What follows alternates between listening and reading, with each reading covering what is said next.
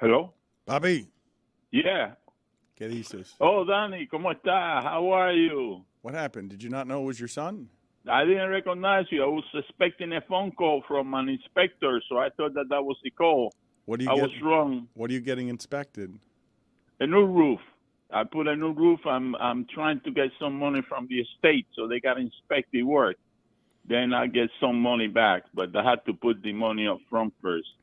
How you doing today? You don't like putting the money up front. Well, what can I tell you? I got no choice. That's the way the estate operates. If you want to get a refund, you got to pay it first. Show proof of payment, proof of inspection, and then if you're lucky, you're going to get some money back. So what's happening, buddy? What happened to the Celtics? Oh, the butcher was on fire last night. He really was, Poppy. Thibodeau got it done last night. Whoa. He got it done. I'm telling you, he's my man. He was on fire last night. I saw that movie before a couple of nights ago. Same shit. Poppy, are you aware that sometimes you say I'm telling you, and then what comes after that is you not telling me much of anything? Well, what do you mean? I'm surprised. Didn't you enjoy the game last night? I want both of the teams to lose, and then to get in a small bus accident on the way after the game. But nobody gets hurt. Who you want to see? Look at what is happening to the Joker. They choke again. OKC is too much for the Joker. Who? And the other sidekick. What's the other guy's name? You tell me. I forgot the guy from Canada. I forgot his name. You can come That's up with okay. it. He's sidekick. Who's the sidekick? Who's the Joker's sidekick? Tell me. All right. The Canadian guy. Go ahead. What's his name? I know, but what's his name? Let's see if we can find his name. I forgot his name. Bennett, Jason Bennett.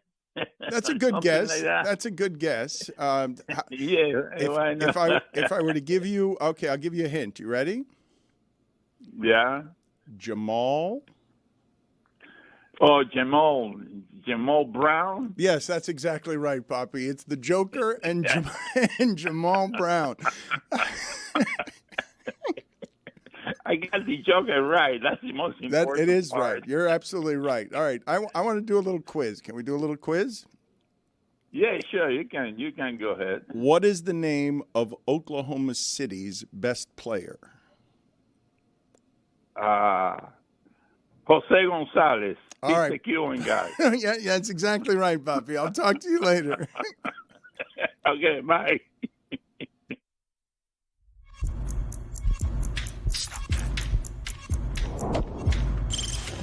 Stop that. Stop that. Stop that. I hear him chat to the noise, move too quick, can't stop for the talking. I hear him chat with the walking. Just too sharp with the prize. White girls better tell me I'm awesome, yeah. Hot like fire on the pan. If you wanna touch my please use caution. Cold like 0 degrees. I'm out the cage, gotta let out the beast. Revolutionary, gotta let out the streets. Locked in a cage, I'ma let out the sheets. We came for one man, forget my peace. You take the west, I'll take on the east. I'ma put him in the cage, never let out the. I hear him chat to the noise, move too quick, can't stop for the talking. I hear him chat with the boys, man so tough when mans keep walking, yeah. Just too sharp with the prize. White girls better tell me I'm awesome, yeah. Hot like fire on the pan. If you wanna touch my please use caution. Stop that. Stop that. Stop that. So I thought that Stugotz today was taking a step back, but he's stepping up and will be here shortly because this is the best feeling that there has been around the Knicks this century. The last time it felt this good was 10 minutes before LeBron's decision when they thought he was going there. And what is happening with the Knicks has made Stugotz rush in. He's late, but rush in and get stuck in traffic. And now he's got to be enraged. He will be here shortly. We are waiting him. And I'm genuinely excited about today's show because we've only been on the air 20 years. I have never done a show when alleged Knicks fan Stugotz has felt good about his team. Today will be the first time I get to do that, so what you're going to be introduced to is someone I have never seen, I'm assuming, Stugotz as his most obnoxious Knicks fan when he hasn't watched a game in 8 years. And what happened to me last night, just like in Game 1, is again one of the strangest sports experiences I have ever had as a fan. I go into Game 1 and I'm like, I don't even want to watch this. I don't want anyone on either of these teams to feel good about anything. And more than that, I do not want their fans to have 1 ounce of pleasure the remainder of my life. Because it's not the players I hate. In fact, I'm embarrassed to say it, kind of love Jalen Brunson. I want to everyone's got to. In fact, put it on the poll. Are you fundamentally obligated to fall in love with Jalen Brunson right now? Because Jalen Brunson already has a moment in the last series to end it I've never seen Jason Tatum have. Give me a play Jason Tatum's made in his life more memorable than how it is that Brunson ended the Pistons. Somebody, anybody. Dunking on LeBron? You think? I mean, that was a pretty good moment. Put it on the poll at Le Batard Show. Better moment, Jalen Brunson against the Pistons or Jason Tatum dunking on LeBron? We'll get to Tatum in a second because all of American sports fan expectations need to land today on the back of his neck. You are a champion, and I've almost never said this about a champion. Prove to me you deserve to be one. Because last season, do what Brunson does. Brunson's the smallest player on the court. I look at you and just physically, I know you're the best one. But what are you going to do? Oh, fade away again? Brunson got the foul shots. It's end of game time. It is end of game time. You give the ball to Brunson, Knicks fans know what's going to happen there. And when he misses a 1-foot layup, they don't even blame him because they know what he is. He's the best clutch player in the NBA, empirically. Does more in the fourth quarter than anybody. Tatum?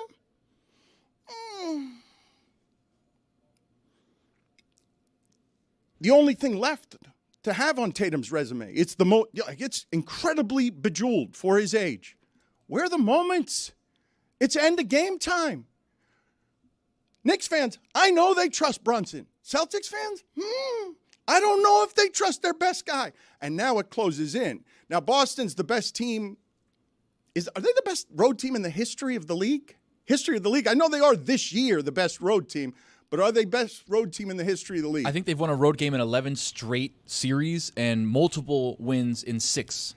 I was trying to think on my way in, and I never looked it up because life gets busy, but there was a series a few years ago where the 8 seed went on the road, won the first 2 games, and then the next 4 games were just won by the 1 seed. It was the Bulls against Celtics, actually. Thank you. So I just forgot it. But so I don't actually expect the Knicks to win this series. I do not. But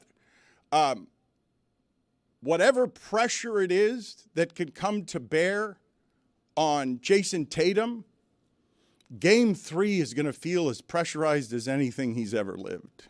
New York has been bad at home, like legitimately bad at home. I mean, I don't trust them at all at home. I expect Boston to go in there and smoke them because they've been up by 20 in the last 2 games, and I do not expect the Knicks to win a third one. But I did not expect Boston to be in this kind of trouble. Like, just did not see this coming at all. That Knicks team is okay, but it's got flaws and flaws that could and should be exposed by Boston. Boston is a good deal better than that Knicks team, and the Knicks team can't actually just do it in matchups either, where you say, I think the Knicks match up okay with the Celtics. Okay, you can think that, but the Celtics are a good deal better than the Knicks. Dan, Tony and I were having this conversation right before the show started. Joe Mazzulla, who we talked about in the past, does his little antics in the press conferences and trying to be quirky and kind of aloof and better than everyone else. And what we said at the time, if you remember, was you can do that now, but the moment this thing starts to slip away, watch out. It's starting to slip away. And so I asked the question, Dan Le Batard. The Celtics have lost the first 2 games at home in the playoff series. Only 5 teams have come back from that in NBA history to win that series. Joe Mazzulla has had this situation happen to him now twice in 3 years. Happened in 2023 against the Heat, and now it's happening to him against the Knicks in 2025. And so I ask, at what point does he become Doc Jr., right? Because to blow a 2-0, to blow home court advantage completely in your first 2 games, I don't know of another coach where it's happened to him twice in his career. It's happened twice in this guy's 3 seasons. It is fairly amazing to think that Amin is asking that about coaches who won 1 title in Boston, and we can now still remember, even though Doc Rivers is a champion, that he's not associated with champion. Doc Rivers is associated, even though he's won a title, with Kevin Garnett and Ray Allen and Paul Pierce, who we'll get to in a second. He's got a debt to pay. Oh, boy. Doc Rivers is one of the few people on earth who's a champion in sports, and his reputation is you don't know how to win. You fumble away every situation. And Joe Mazzulla, I heard Zaslow 2 days ago ask the question that I didn't even think unfair. Is Joe Mazzulla a good coach? And I want to ask you guys the question. Does he have the best postseason winning percentage ever? Like how close? Like what is Mazzulla's postseason winning percentage? I know when I say ever, I'm exaggerating, or it sounds like I'm exaggerating, but I am actually curious what Mazzulla's postseason record is. It's obviously a small sample, but I don't think in a small sample I've ever asked of a coach who's a champion, is he a good coach? It's a ridiculous question I'm asking, is it not? I mean, you're an expert. Like, I am asking an absurd and ridiculous question. Is Joe Mazzulla a good coach? In fact, Juju, put it on the poll. And it's got to hurt Juju to put this on the poll as a Celtics fan. I can't imagine how mad Juju is right now at this team. Is Joe Mazzulla a good coach? Just by the way, I want everyone to know this because I want to sink in. I want it to fall on Jason Tatum's head. The following. The New York Knicks and their fans, a fan base that has been frustrated for 25 years and hasn't felt this good in 25 years. They absolutely trust the smallest player on the court to break every team's heart. I will say this. Jay Williams said the other day that he said that Brunson is the best player the Knicks have had. He is not, okay? I still think Patrick Ewing is that player. However, I will say this. He has a chance to be, and he is already, the most beloved New York Knick there has ever been. In that town, there has never been a more popular basketball player than Jalen Brunson is right now. Walt Clyde Frazier would like a word. At Le Batard Show, who is more popular with New York forever? Walt Frazier? And that's fair, I mean. It's fair what you're saying. Or Jalen Brunson, because I would say in the internet age where sports are more shared than they used to be, I cannot believe how much my New York friends love Jalen Brunson. I am late to this party. Forgive me for this because I've never had a viewing experience like this. You're forgiven. Thank you. Game 1. I'm watching Knicks Celtics, and I go into the game, and I'm like, I don't even want to watch this. And then I'm saying to myself, I wonder who I'm going to root for at the end of this. I do not know. I don't know. So I watched the whole game. And at the end of the game, and this is the history, it's just recent history versus long ago history. It's Brunson versus Clyde Frazier, really. It's what New York Knicks team do you remember? The one that I remember is the one that made me love basketball more than I used to because the way the Knicks and Heat fought, I'd never seen anything like that ever watching basketball. And so I grew as a young reporter in this town to have my heart broken when the Knicks, as an 8 seed, beat Pat Riley, who would become my friend, with Allen Houston bouncing the ball on the rim. That broke my heart. I hate the New York Knicks. I hate their fans more. The Boston Celtics are more recent. As I've seen my friend Pat Riley age. Good God, does he hate the Celtics? The last 5 years, is Pat Riley still fighting the Boston Celtics? That man still won't speak to Larry Bird if they're in a room together. I've seen the last 5 years of whatever this Heat thing is, fight and claw and try, and the architecture can't quite get up to where all the Celtics' first-round picks are. You're just so close and gets past it, but now the gap is spread, and now my friend ages and is 80 and limping around, and he finds himself, mocked, and Stephen A. Smith says fire him, and the Celtics are on top. So I'm watching the end of the game, and what comes over me at the end of the game is like, I can't believe this. I don't want the Knicks to win. I'm surprised by this, but I don't want the Knicks to win because back when I was a young guy, that hate boiled in me as a sports fan, and it doesn't reach where I am today where I don't care like that anymore. The series, the last. But I'm sure today's sports fan had found Boston, Miami to be fascinating and emotional, and it was. But I like Knicks Heat better just because those dudes were physically fighting. Jeff Van Gundy was on Alonzo Mourning's calf. Like Alonzo Mourning and Larry Johnson, the entire series, everyone knew those guys are going to fight. Like that's not going to stay down. And so whatever that was as a young man created a feeling that at the end of the game, I'm watching and I find myself rooting for Bill Simmons. No, but that happened to me. I couldn't help it. That happened to me. Oh, no way. So with all the friends you have in all the different places, you chose Bill Simmons as the friend to go for? Well, because the other thing, too, is to root against the Celtics would be to root against Mike Schur, to break Mike Schur's heart. And to, like, Mike Schur has to be really scared right now because God almighty, Celtic fan got cocky the last 2 years. So instead of Mike Schur, you're like, I'm gonna pass Mike Schur and I'm gonna go to Bill Simmons. Is he at the top of the Celtics pyramid? I think for sports fans, they associate that media member with that team more than anybody. Mike Schur may or may not have called last night's performance utterly embarrassing. Yeah, well, so Celtics fan.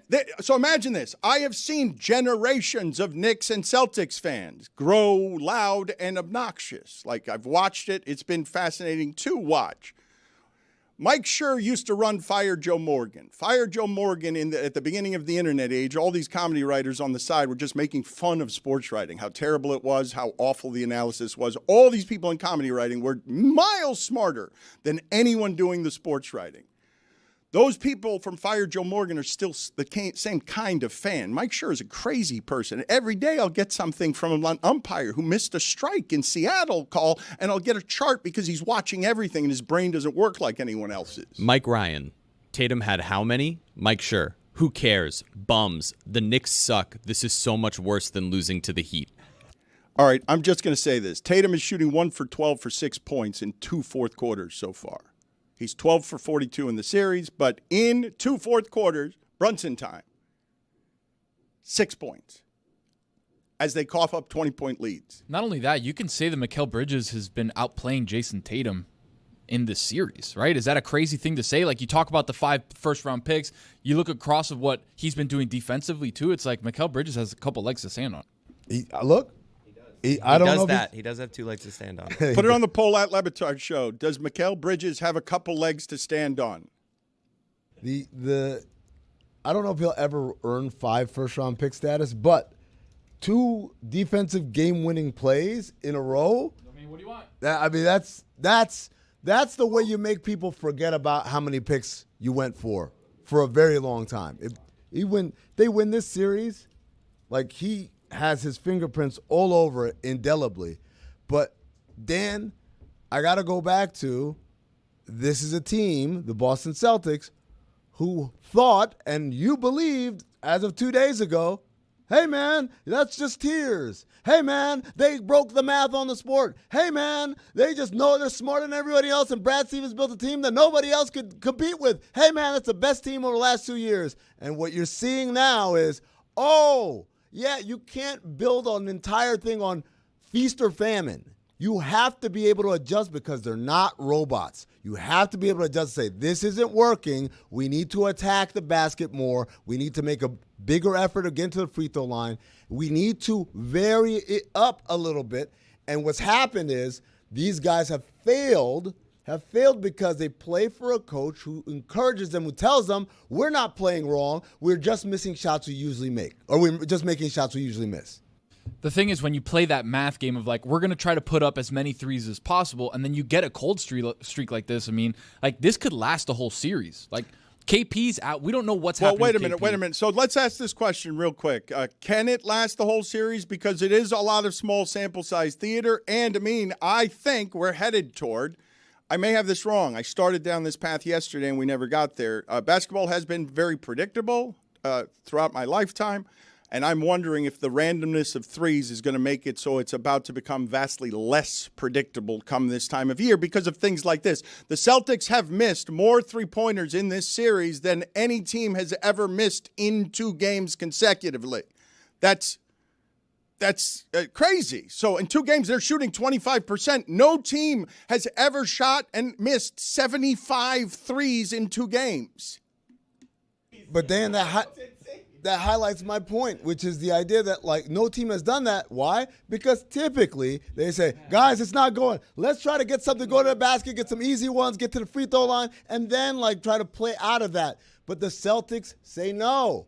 We're just going to keep barreling through it because the numbers will bear out. But again, it is not a numbers game. It is a human game. Humans are playing this. And yes, I'm not saying I'm not an ogre. I'm not saying three-pointers are bad or whatever.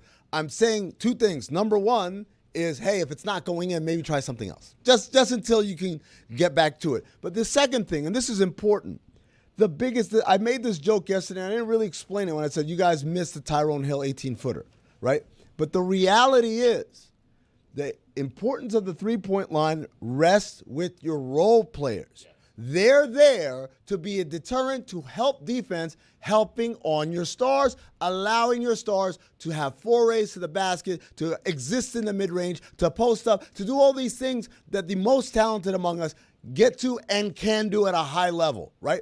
That's what's happening, or what should be happening. When you look at a Warriors game and you marvel at, oh my God, Steph Curry hitting all these shots, the reality is everyone exists to give Steph Curry the space to do whatever he wants, right? And that's on the ball and off the ball. We're moving and we're passing and we're cutting and we're getting baskets. And if they're so concerned with stopping that guy, guess what, Draymond? You're going to have Jimmy Butler cutting back door. Guess what? You're going to have Kevon Looney ducking in. Guess what? You're going to have Jonathan Kuminga on a lot. All these things happen because they're worried about the three-point line, not because all we're going to do is shoot threes all day long.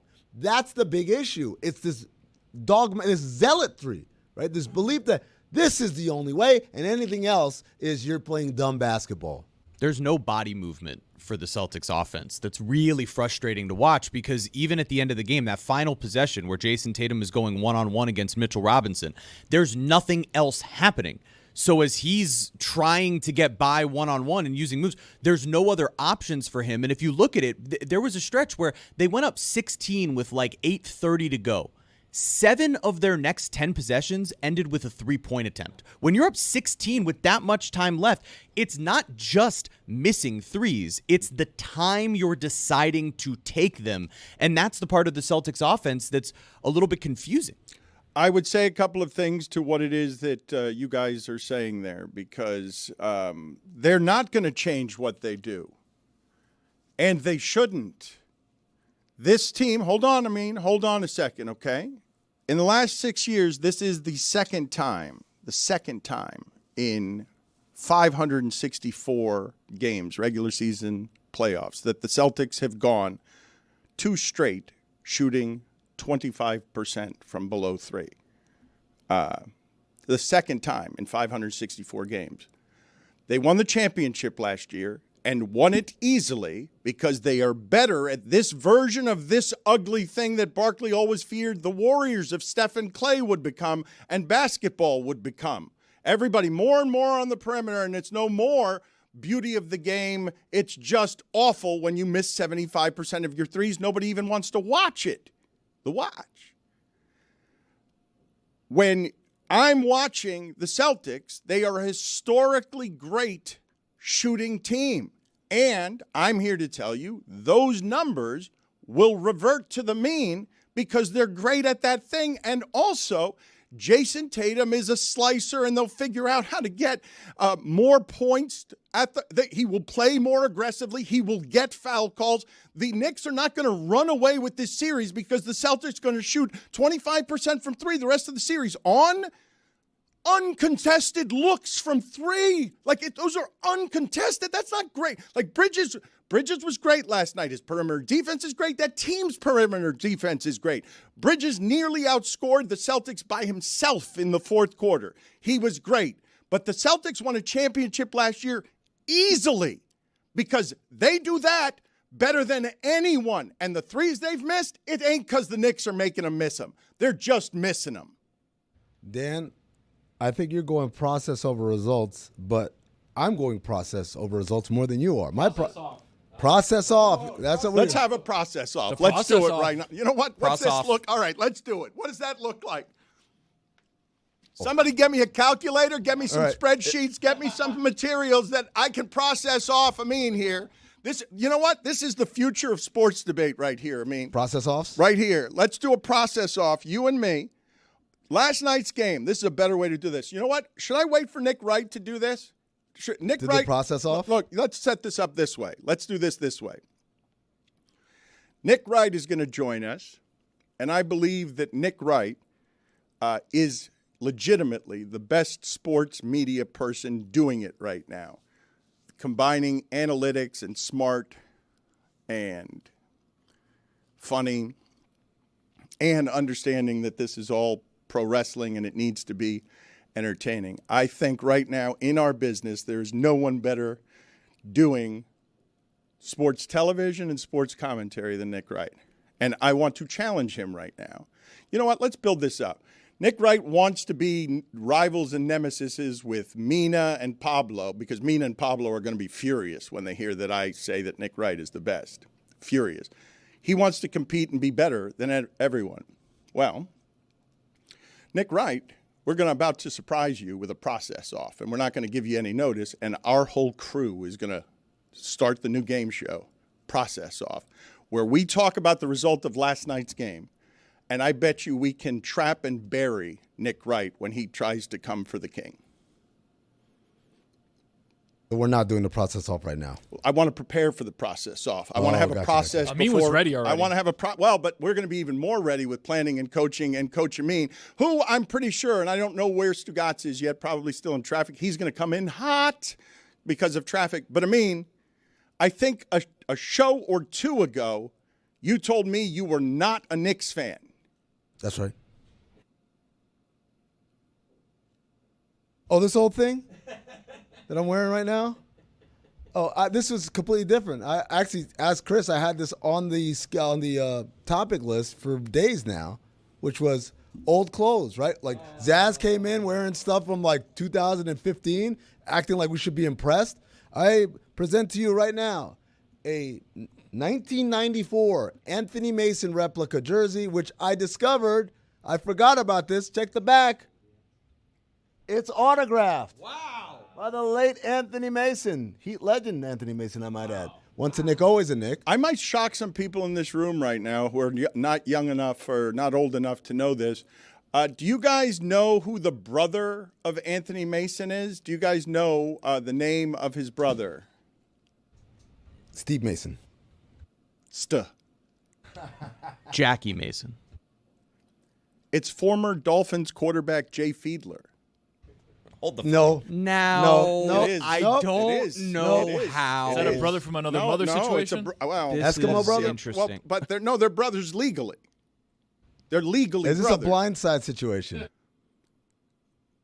I want you guys to look it up. You guys didn't know that. Put it on the poll at Le Batard Show. Anthony Mason and Jay Fiedler. Is No. it? No, I didn't have that one, Dan. All right, well, you're young. You're too young to know. Put it on the poll at Le Batard Show. Is it possible that Anthony Mason and Jay Fiedler are brothers? Did we have Sandra Bullock teaching Anthony Mason, this is how you set a screen. Right. You get your line wide, and you don't move until your guard moves. I will continue Seal. to prepare for the process off in a second. I mean, you are right, okay? Porzingis is an important player for them. He stretches everything. We talk a lot about Drew Holiday as the third best player on that team and also the best third player on a team because of how he plays defense. And it is impressive to see Brunson do it against Drew Holiday because he brings it every time. And Brunson is going into the face of what the Celtics have been as champions, and he's doing what Brunson does. Tatum is now at a moment, and I mean, I want you to help me with this. Historically, comparatively, give me some perspective, give me some analysis on what has ever existed like Jalen Brunson as a surprise. Because we've seen the growth of Jimmy Butler here. Ooh, I didn't think he was that good. Nobody knew Jalen Brunson was this. The Knicks seem to have known that he was something, but even they didn't know he was this. No one knew he was this, and it's the smallest player on the court. Dan, I'm going to answer your question, but first, an update from Jeremy. So it seems Jay Fiedler's father was Anthony Mason's coach, but it doesn't seem like he's legally Anthony Mason's father, so I don't know that they're legally all right, I'm going to look brothers it up. Brothers, maybe, not brothers. But he's like my third son. I don't think he is my third son. What do you mean? I get it. Thank you for bringing him back. This was my father earlier in the show. It happens all the time when I rattle him. What do you mean? I get it. You know, I'm surprised. Didn't you enjoy the game last night? We've got to do Stump the Meech with that. We have to ask Meech what is my father trying to say What here? do you mean? I get it. Do the whole thing. Let's see if somebody hearing it for the first time after the what do you mean and before surprise, if anyone would understand what's being said on that bridge. What do you mean? I get it. You know, I'm surprised. Didn't you enjoy the game last night? I'm certain. Brunson's historical comp. Okay, so we've got, as far as nobody saw As it a coming, surprise. I Nikola know Jokic. Jokic, yes. I know Jokic, no one saw that coming. But I'm talking about go back in time throughout history and on Brunson. Guy gets traded from Dallas to New York, and who expected this? I'm calling him the most beloved player in Knicks history right now. Right, so I can't speak to beloved. I don't know what metric there is for that, but if you want guys like that, Jokic obviously as a draft pick. Steph Curry, although being a top 10 pick, was a guy that a lot of people had question marks around. And the first few years in the league, he was a good player and a good shooter. No one saw him ascending to this level. Steve Nash is another guy who was drafted and traded and then given up by, surprise, surprise, Dallas Mavericks as well, right? Where it's like, you're not quite good enough. I think the Brunson thing, what makes it interesting was I remember going to Jalen Brunson's very first game as in the NBA. They're playing the Suns, and I saw Rick Brunson for the game. And I said, hey, like, congratulations on your son being drafted and everything. You know, like, this must be cool. And he's like, yeah, no, it's pretty cool. And he was like, yeah, I don't think he's going to get any minutes, though. Like, he was already tempering his expectations on Jalen Brunson's playing time. And lo and behold, he actually played that night and played really well. And so I was like, oh, that's pretty cool. But there was no expectation from anyone that this guy would be a face of the NBA. There were people who thought he was going to be a good NBA player because he was a smart guard and he was a winner in college. But, I mean, I know there's a clip from Stephen A. Smith going viral where he said, there are no NBA players on this Villanova team. This was back then. And that was kind of the general consensus, is that maybe there are no NBA players, but these guys, none of these guys are going to be stars. They're just going to be good, solid role players who'll find a place here and there. And so, yes, in that sense, Brunson's ascension is a little unprecedented. But like I said, there are other guys who have gone through this where they were discarded and kind of not believed in, and then they found stardom, true stardom, somewhere else. All those Villanova guys are now all on the Knicks. Except for Dante. I have just been informed that Stugotz has arrived in the building, and I am here to tell you. He's glowing. He looks 10 years younger. He is radiant. He is beaming. This begins the rejuvenation of Stugotz. The Knicks matter. Is anyone going to dispute that this is about as good as the Knicks have felt since Larry Johnson hit that 4-point play against Indiana? And I don't even know if that was this century.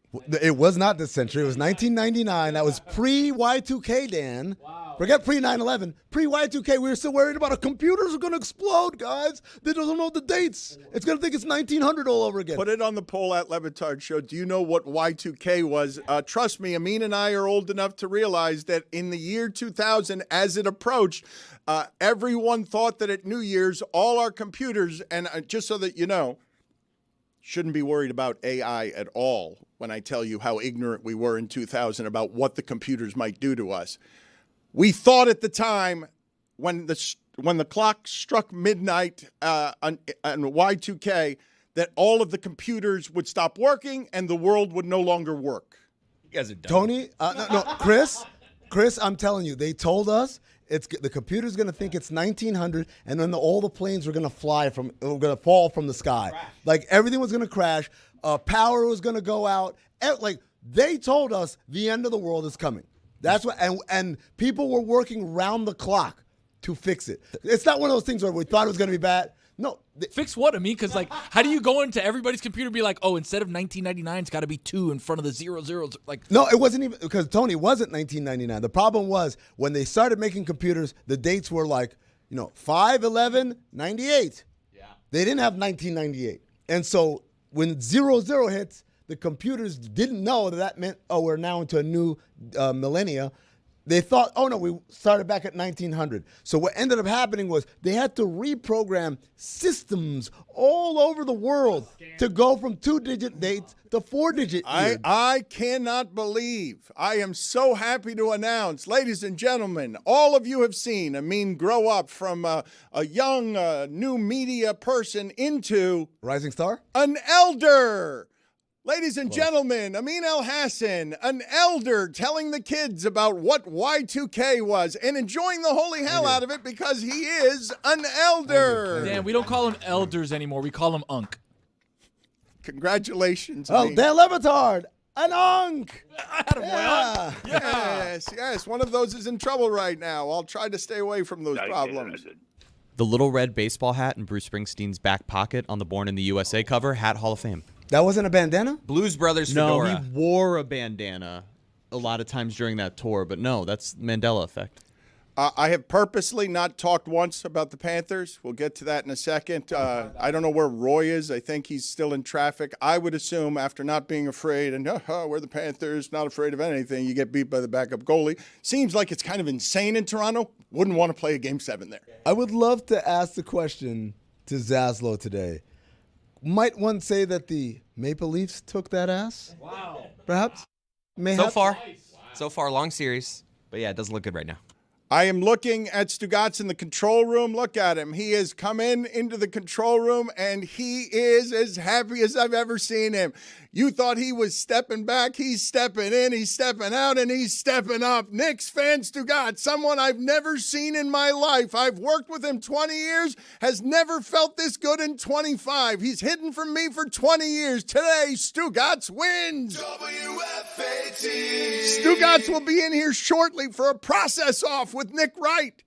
I would love Stugotz to join the process off as one of the kings of debate in this country. Dan, if I may serve up an appetizer for later while you think of your process. Yeah, because there's another process you need to think about. 2 days ago, Dan Le Batard was burying the Oklahoma City Thunder. It's over. They lost the game. Yes. He's the best player in the world. What are they going to do? Yes, there is that. They beat him by damn near 50, Dan. The highest plus-minus in the history of NBA playoffs. Plus 51 for Shai Gilgeous-Alexander in 3 quarters. He didn't even play the fourth. I have never seen a playoff game where a team has 87 points at the half. No one has. It's never happened before. Yes, I've never seen it. 87 struck me as an unusual number. I also wasn't aware that the Oklahoma City Thunder, by the way, an extraordinary basketball team, truly capable of winning the championship, hadn't lost back-to-back games since 2023.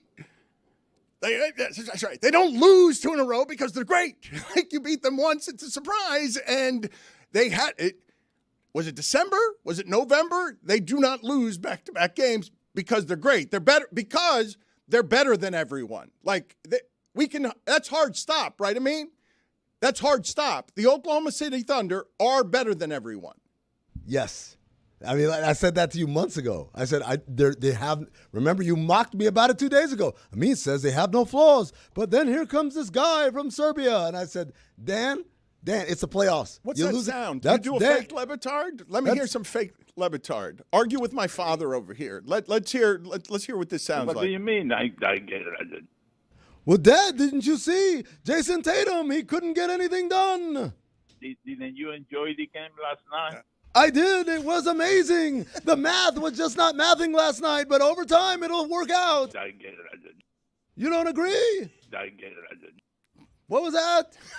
Didn't you enjoy?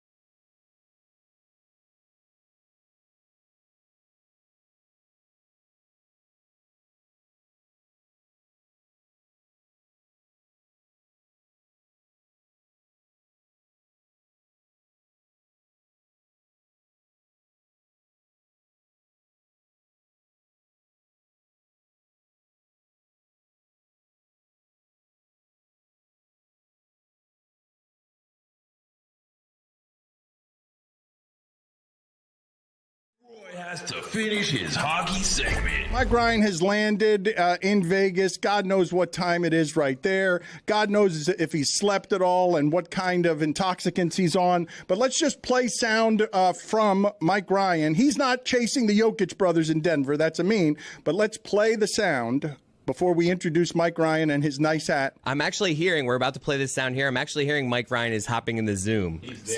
But let's play this video first to set it up. All right, is the video ready? Because a lot is happening around here this week. It's crazy. This is a careening clown car that is going to pinball all over the place, and I'm very scared we're going to get in trouble this week because it's hard to keep the lights on, and we shouldn't do any of this stuff live. Let's go ahead and go to Mike's initial report. Was it from the Vegas airport? Was it around slot machines? Where was he? Let's listen in.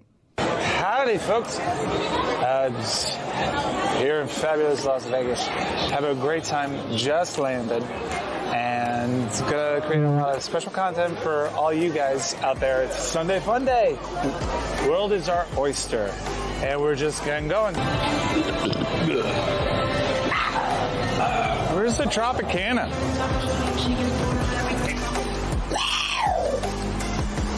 It's the wrong kind of big cat. Different big cat's going to be taking over the strip.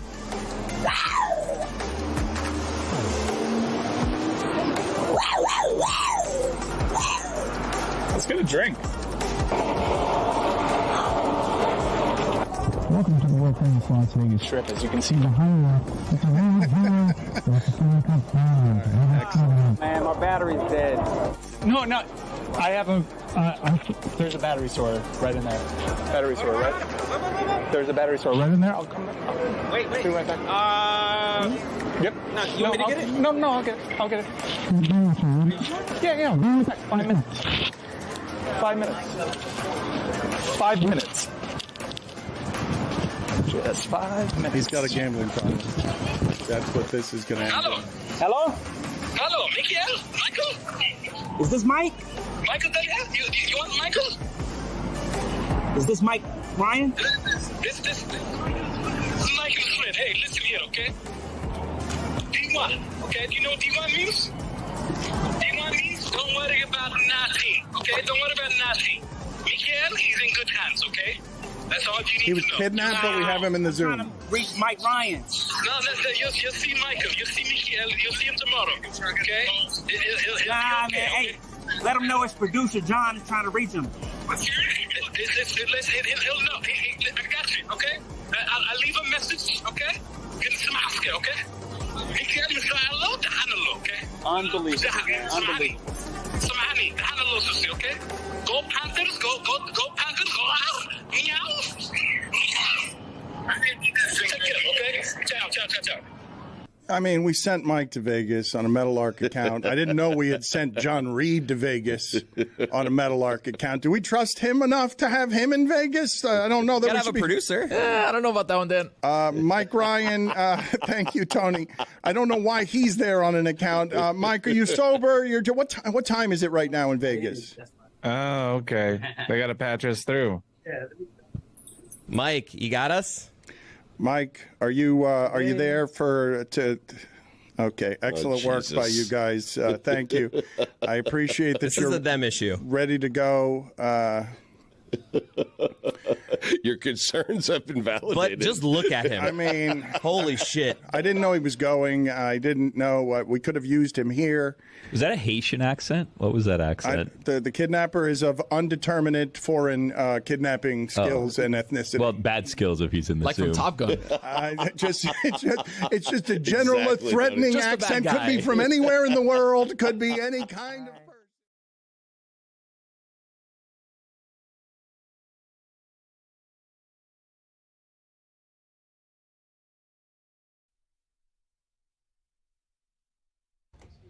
This episode is presented by DraftKings. DraftKings, the crown is yours. Holy shit. This is happening all at once. Stugotz is coming into the room with the best Knicks feeling there's been in 25 years. Hello.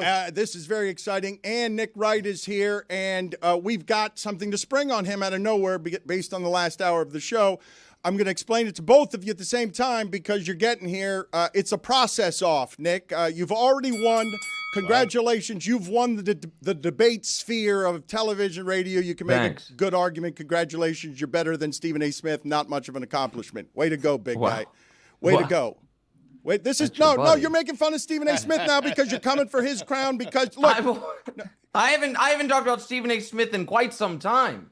But I understand. Listen, I know. I conceded to you. You know what gets engagement. Look, listen. You're like, ooh, media beef.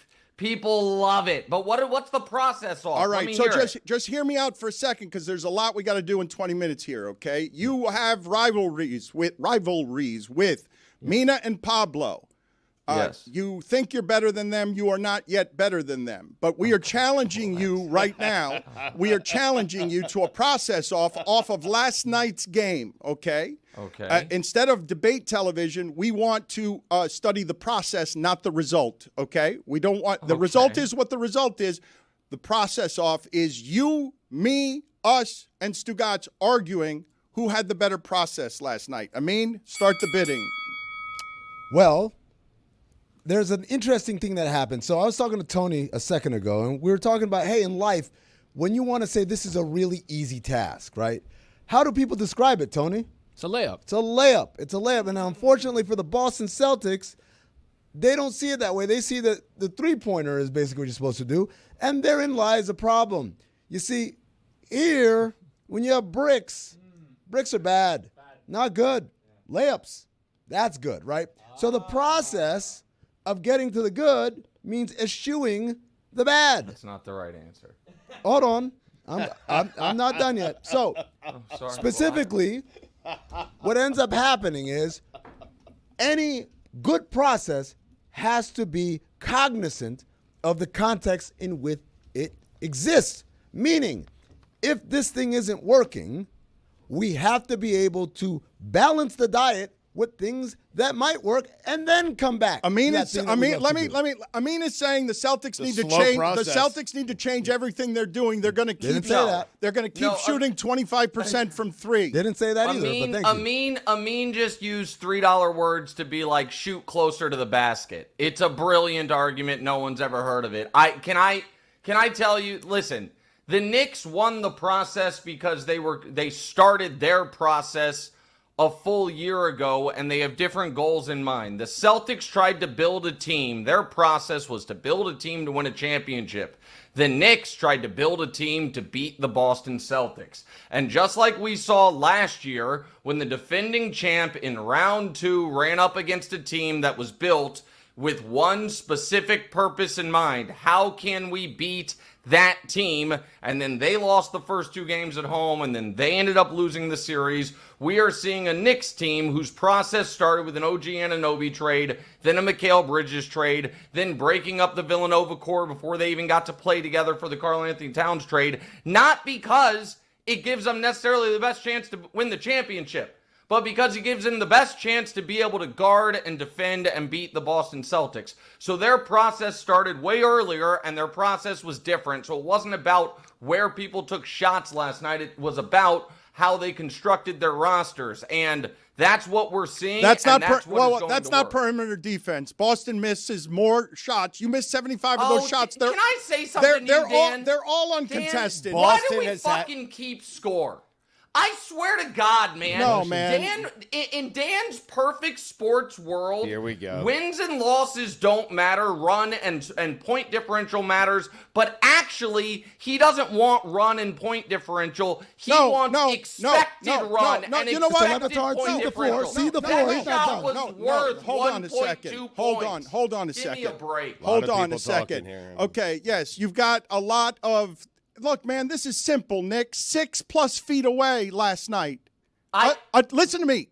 A defender 6+ feet away. Al Horford, 0 for 8. Derek White, 5 for 15. Peyton Pritchard, 3 for 10. Jason Tatum, 0 for 2. They're a good shooting team. They're not going to keep shooting 25% on uncontested threes. Well, luckily for the New York Knicks, the games that played count. And one of those, and this is why I don't dismiss, but I don't pray at the altar of these numbers the way you seem to. One of those uncontested threes was by Jason Tatum in the corner, up 7 with 7 minutes left, when Jalen Brunson is the closest defender, and he's laying on the ground. And Tatum's like, well, 3's worth more than 2. I'm going to shoot this, as opposed to going to the hoop. That's bad basketball. So that part of Amin's argument was correct. My argument was just the more all-encompassing one. Your argument is it should be about what the score should have been rather than what it actually was. Mr. Le Batard, your rebuttal. I thought I wasn't supposed to speak. I thought he was having the process with you guys because he was arguing with you. Look, Dan, here's the issue. Hold on, I'm sorry. As soon as you announced you're gonna do a process off, in my mind I was thinking, does Nick disagree with what I'm about to say here? Because I kind of think Nick is gonna be on my side, and the person who's arguing your point is just you. And maybe Joe Mazzulla, who doesn't know what the hell he's doing, by the way. Wow. Maybe Joe Mazzulla might back you up. But nobody. Can I say something about Mazzulla? Please do. So, listen, I think Mazzulla's obviously a good coach.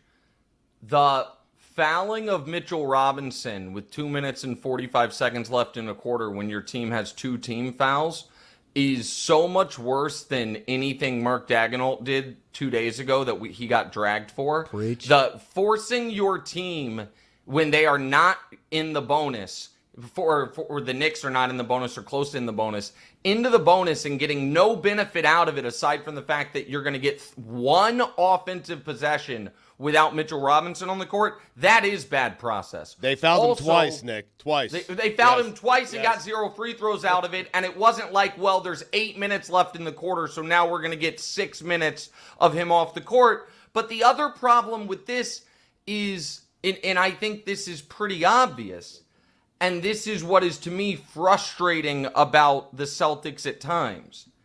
Their strategy is most sound if one were to believe that they are not typically the more talented, better, more well put together roster.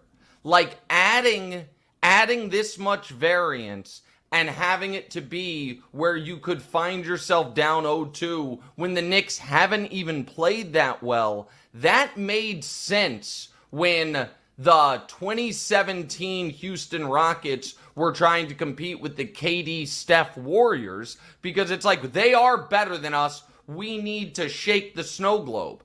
That shouldn't be how the Celtics feel, and that part is odd to me. They are riverboat gamblers, Dan, and they're betting it all, every single possession. And at some point, you have to kind of adjust, not because I'm abandoning my philosophies, but because I need to mitigate risk on every possession as we have a lead, as we have this cushion, and as the game gets shorter and shorter. The more they eschew, I'll use that $3 word again, eschew mitigating risk, the more they invite the variance that Nick is talking about, which is this thing goes sideways, a good team will make us pay for it. Okay, I'm going to go to both of you as basketball experts and answer this question for me. Couldn't say that to Pablo or Mina. Tell you that much right now. They're better than me. I'm just saying. Basketball experts. Just set yourself up. I mean, just saying. Go ahead, as you were. Surprised he called you that, to be honest. I mean, Is Joe Mazzulla a good coach? Yes. Yes, because good comes in a lot of different shades. Is he going to make a change that Jaylen Brown is being quoted as saying they're not going to make a change? We're just going to make our shots. Like, are you you guys are saying he's going to make changes, and I'm asking you, are you sure? I don't think it's about Mazzulla making the change. I think it's about Jason Tatum and making the decision in real time. You can't guard me. I'm going to the basket, and it is not nothing to me that at the end of yesterday's game, you know what Jason Tatum did? Went to the basket. And now one worked, one didn't. And so I don't think I disagree with you, Dan, as much as maybe it seems that I do, in that I do understand the idea behind the math being so overwhelming that in the long run, this is a sound strategy. But it is, Amin said riverboat gambler, and you guys know I am, I don't know, a semi-professional poker player. I play a lot of poker for real stakes. How much on riverboats? And there are different. Answer his question. How much on riverboats? Well, riverboats, Kansas City, Missouri, when I was growing up, you could only gamble on. Can I tell a quick story? I'll tell it anyway. Please. Yeah, please. They made a law. They were like, hey, we need people to traverse the gorgeous Missouri River. So we need to make gambling legal on the river. So you would go on these riverboat cruises and you could gamble. And then they were like, that river's kind of dangerous. So the boat probably shouldn't have to leave the dock. And they're like, okay, but still you can only gamble on the boat. And then they were like, well, you know what? Since the boat doesn't leave the dock, what if we built giant hotels and then dredged the river to where one little tiny droplet of water touched the hotel? Can we call that a riverboat? And they were like, yes. And because of that, Kansas City's got 6 casinos. And because of that, I'm me. But that's not so yes, I've gambled on a riverboat. But when you are playing high leverage poker, the math is the same hand one to when you're at the final table. But your risk tolerance changes greatly if you're smart. And if you recognize, okay, in this spot, I can get all my chips in, and I'm a 60-40 favorite. That actually is something you don't want to do if you believe you're the best player at the table. You can say, I will find a better spot. Yes, in the long run, this is profitable. But here in this moment, I'm going to fold because I actually don't want to give you, the inferior player, a 40% chance of beating me. And that's where the Celtics allowing, I think, an inferior Knicks team to play the variance game is a mistake. It might not be a mistake if they were in the finals against Oklahoma City. If they're like, they're better than us, so we need to add this. They shouldn't need that en route to the finals. We've never seen a team miss this many threes in 2 games, and there's a randomness approaching in basketball that's going to change some of these gulfs between talent. If you're coached poorly, if you don't make the changes, it is a sea shift time in the NBA, players and play. And we're right now watching with Boston and New York that Boston is saying we've gotten better at this surgical thing. Barkley feared that this is what the Warriors would be. Out on the perimeter, just shoot 53s and the game's going to be ruined. That team's here. It won the championship. And what I'm saying to you guys is if that team believes in what it is, not Tatum. Tatum doesn't have a moment as big as Brunson's last one in Detroit. Tatum doesn't have a moment yet, and this team is built for him to never need it because they've surgically made a 7-3 guy that can play 40 feet away from the basket, and when he's healthy and they take their threes, they're going to club just about everyone except now Oklahoma City. They're not going to change the way they play. This is getting way too intense. This is getting way too intense. I'm just thinking about processed meat. That's all I can think of as you guys talk about the process. Same. Nick, what's the first thing you think of when I say processed meat? Yeah. What's your favorite? Oh, I don't know. Probably like sandwich ham, like deli meat. Is that what you're talking about? Yeah. If you we can get that. Maybe a Hot Pocket.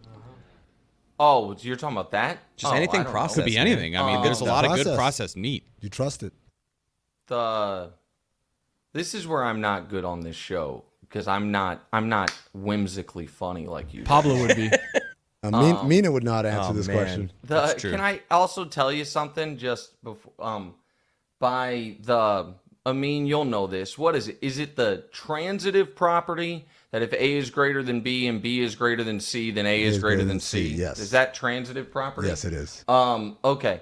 By Dan's transitive property, that he said, I'm better than Stephen A. Smith, but Pablo Torre is better than me. Therefore, by that property, Pablo Torre is better than Stephen A. Smith, and maybe this will help maybe quell whatever potential feud that Dan's trying to stoke between me and Stephen A. I am here to say Pablo Torre is not better than Stephen A. Smith. Yeah. Flatly. I'll take that to the bank. No. Agreed. Flatly. No. Yeah. Flatly. No. What I bank don't are you know. bringing that to? No. I mean, what better at what? At sitting next to C-list celebrities at Knicks games? Maybe. It's credible journalist stuff, Nick. It's the thing that you will never have. It's no, you know this. You know this. Credible journalists have been looking down at you your entire career. You know this. And Yeah. You know what? I agree. And then, they have been publicly looking down at me and privately envious. And so, yeah, I agree. You're right. Who's more likely to win a Peabody?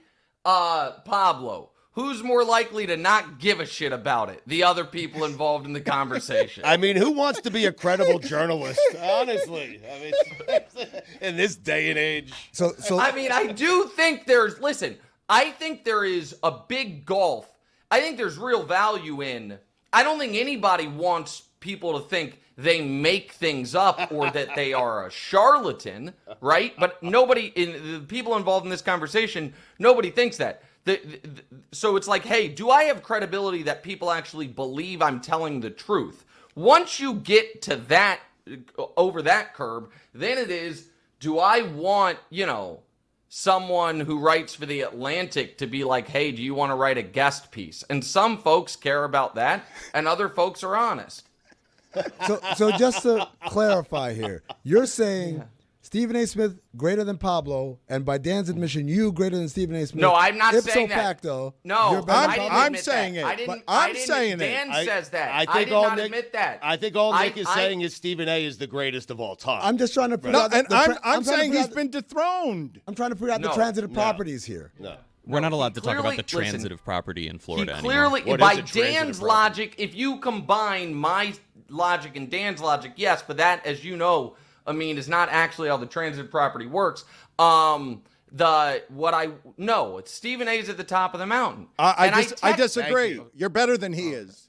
Well, okay, even if you think that's correct, even if that's true, and I appreciate the compliment, he's still at the top of the mountain. Even if you think there's there's a store out there, if you're like, man, I found this website that sells stuff. It's cheaper, faster, smarter than everything. It's the greatest thing I've ever seen. Amazon's still at the top of the mountain. So like so even that part, one is an opinion, the other is a fact. Okay, but I put Pablo and Mina above both of you. Like, you think that? Well, you're wrong.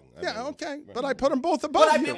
in what? I think Hold on, real they're quick. just better than you at Incredible this. journalists? They're better than you at this. They're better than they're better than you at this.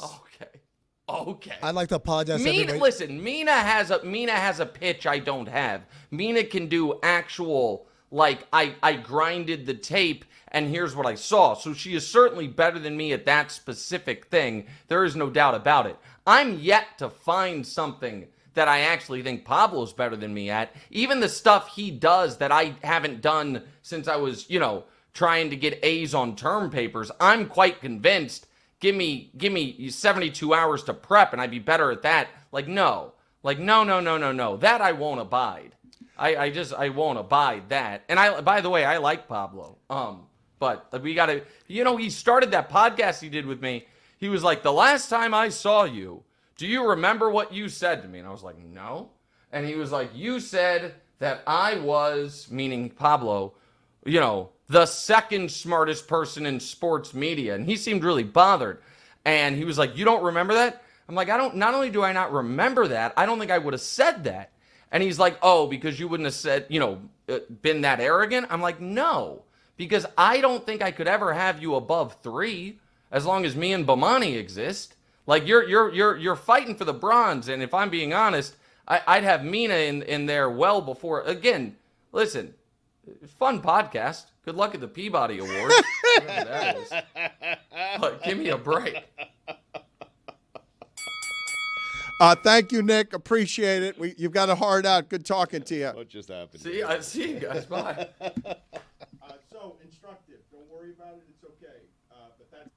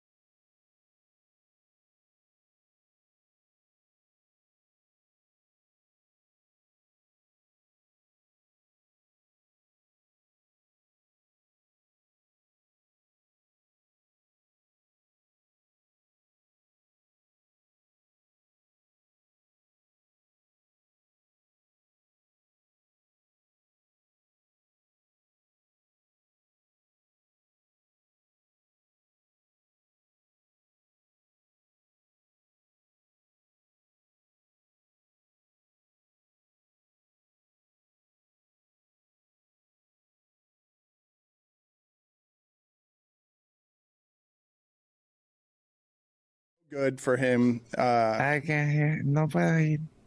No puedo oír. You can hear me. You can. Mike, can you give us a report here from Vegas? Roy's going out for games 5 and 7. We haven't had time to get to Roy's notes.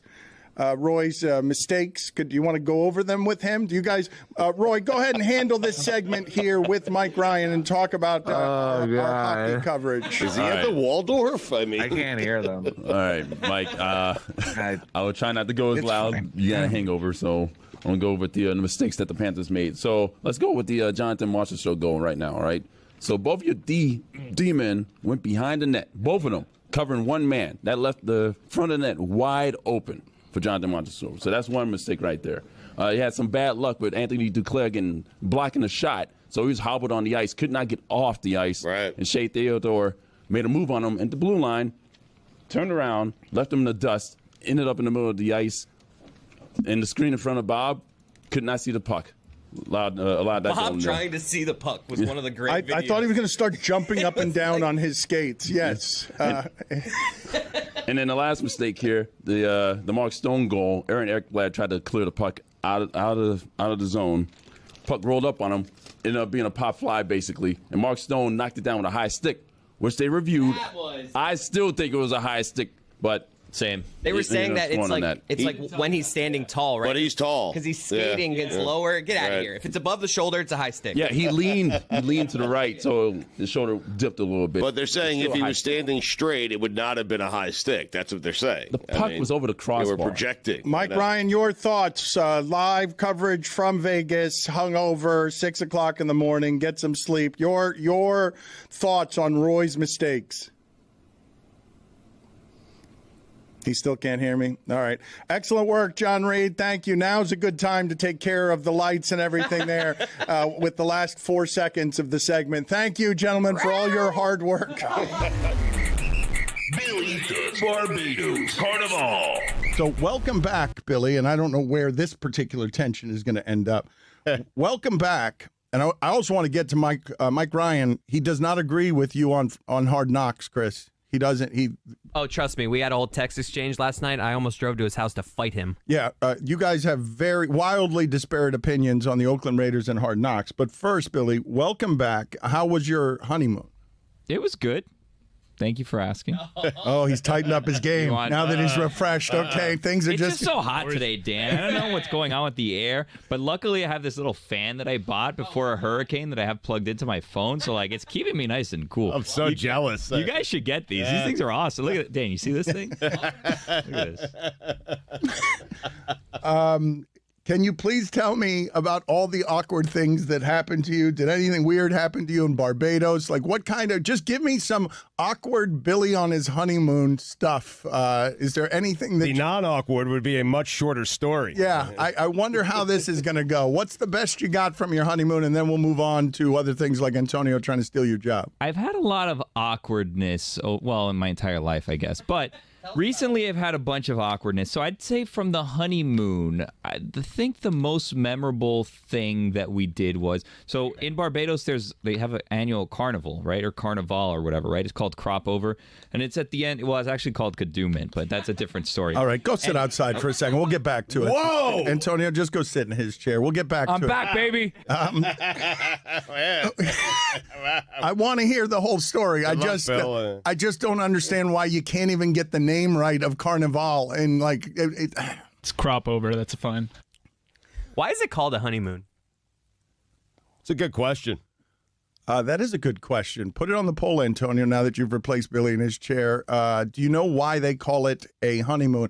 Mike, do you have the sound? A very simple sound, a very simple question. Basically, I want you to hear Billy, who has a reputation for yammering and just not being able to get anything out, and he's rusty, because he hasn't been paying attention to the internet for 10 days. So he came in here today, and it was just a furnace blast of news, all of it weird, disorienting. The local hour has gone someplace else. We showed him Antonio Brown's feet. Yeah, like he's missed a lot. I am actually scared when I disappear for my honeymoon. I'm going to come back and I feel like things are just going to be gone. There's the possibility like the shipping container room just floated off into the Atlantic Ocean. We're still not out of hurricane season. Yeah, I am going to fall it's very easy to fall very far behind, very fast when it comes to the amount of stimulation and news and sports stuff that you are getting. Billy was off the grid. He comes back. Everything's changed except his inability to say anything quickly. So he's white now.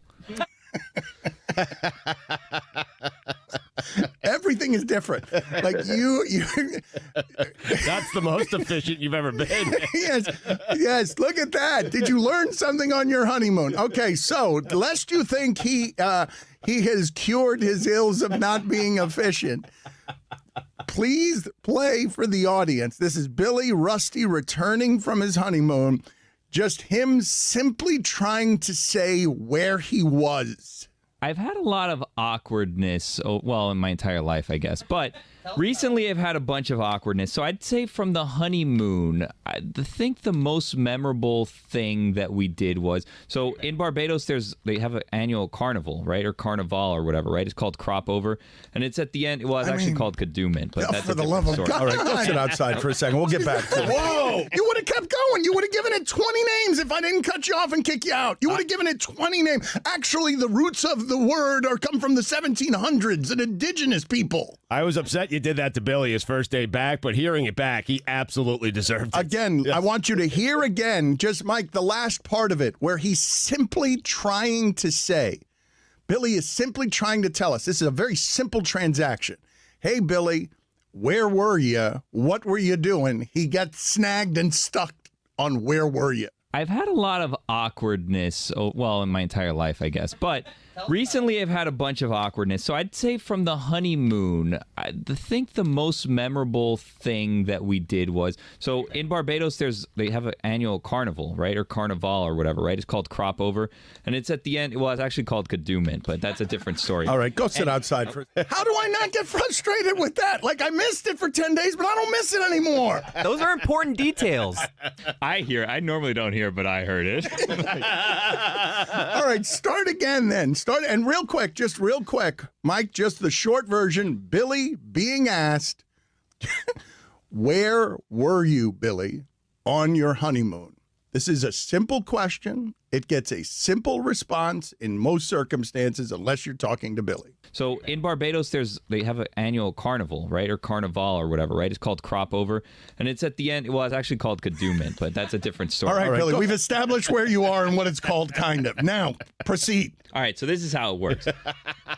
Crop Over is like a couple months long, and Kadooment is like the grand finale. And it's like a carnival type thing. And you guys will see from time to time, every once in a while, Rihanna will go back to Barbados and she'll be like parading in the streets. And it's like Brazilian carnival, basically.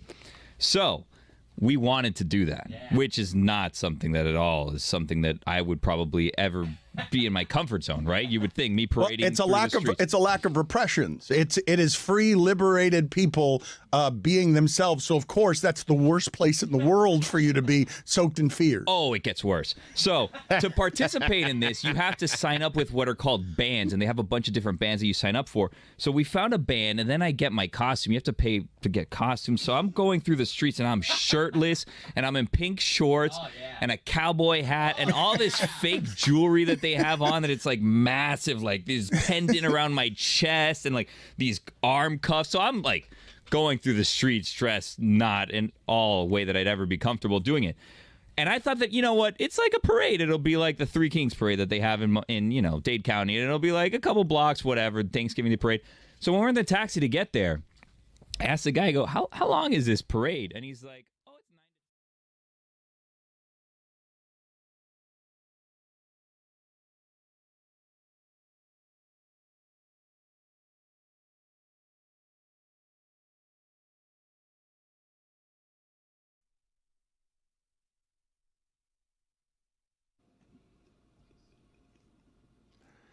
I haven't gotten yet to some of the stuff that I want to get to because Stugotz was late arriving. How bad was that traffic?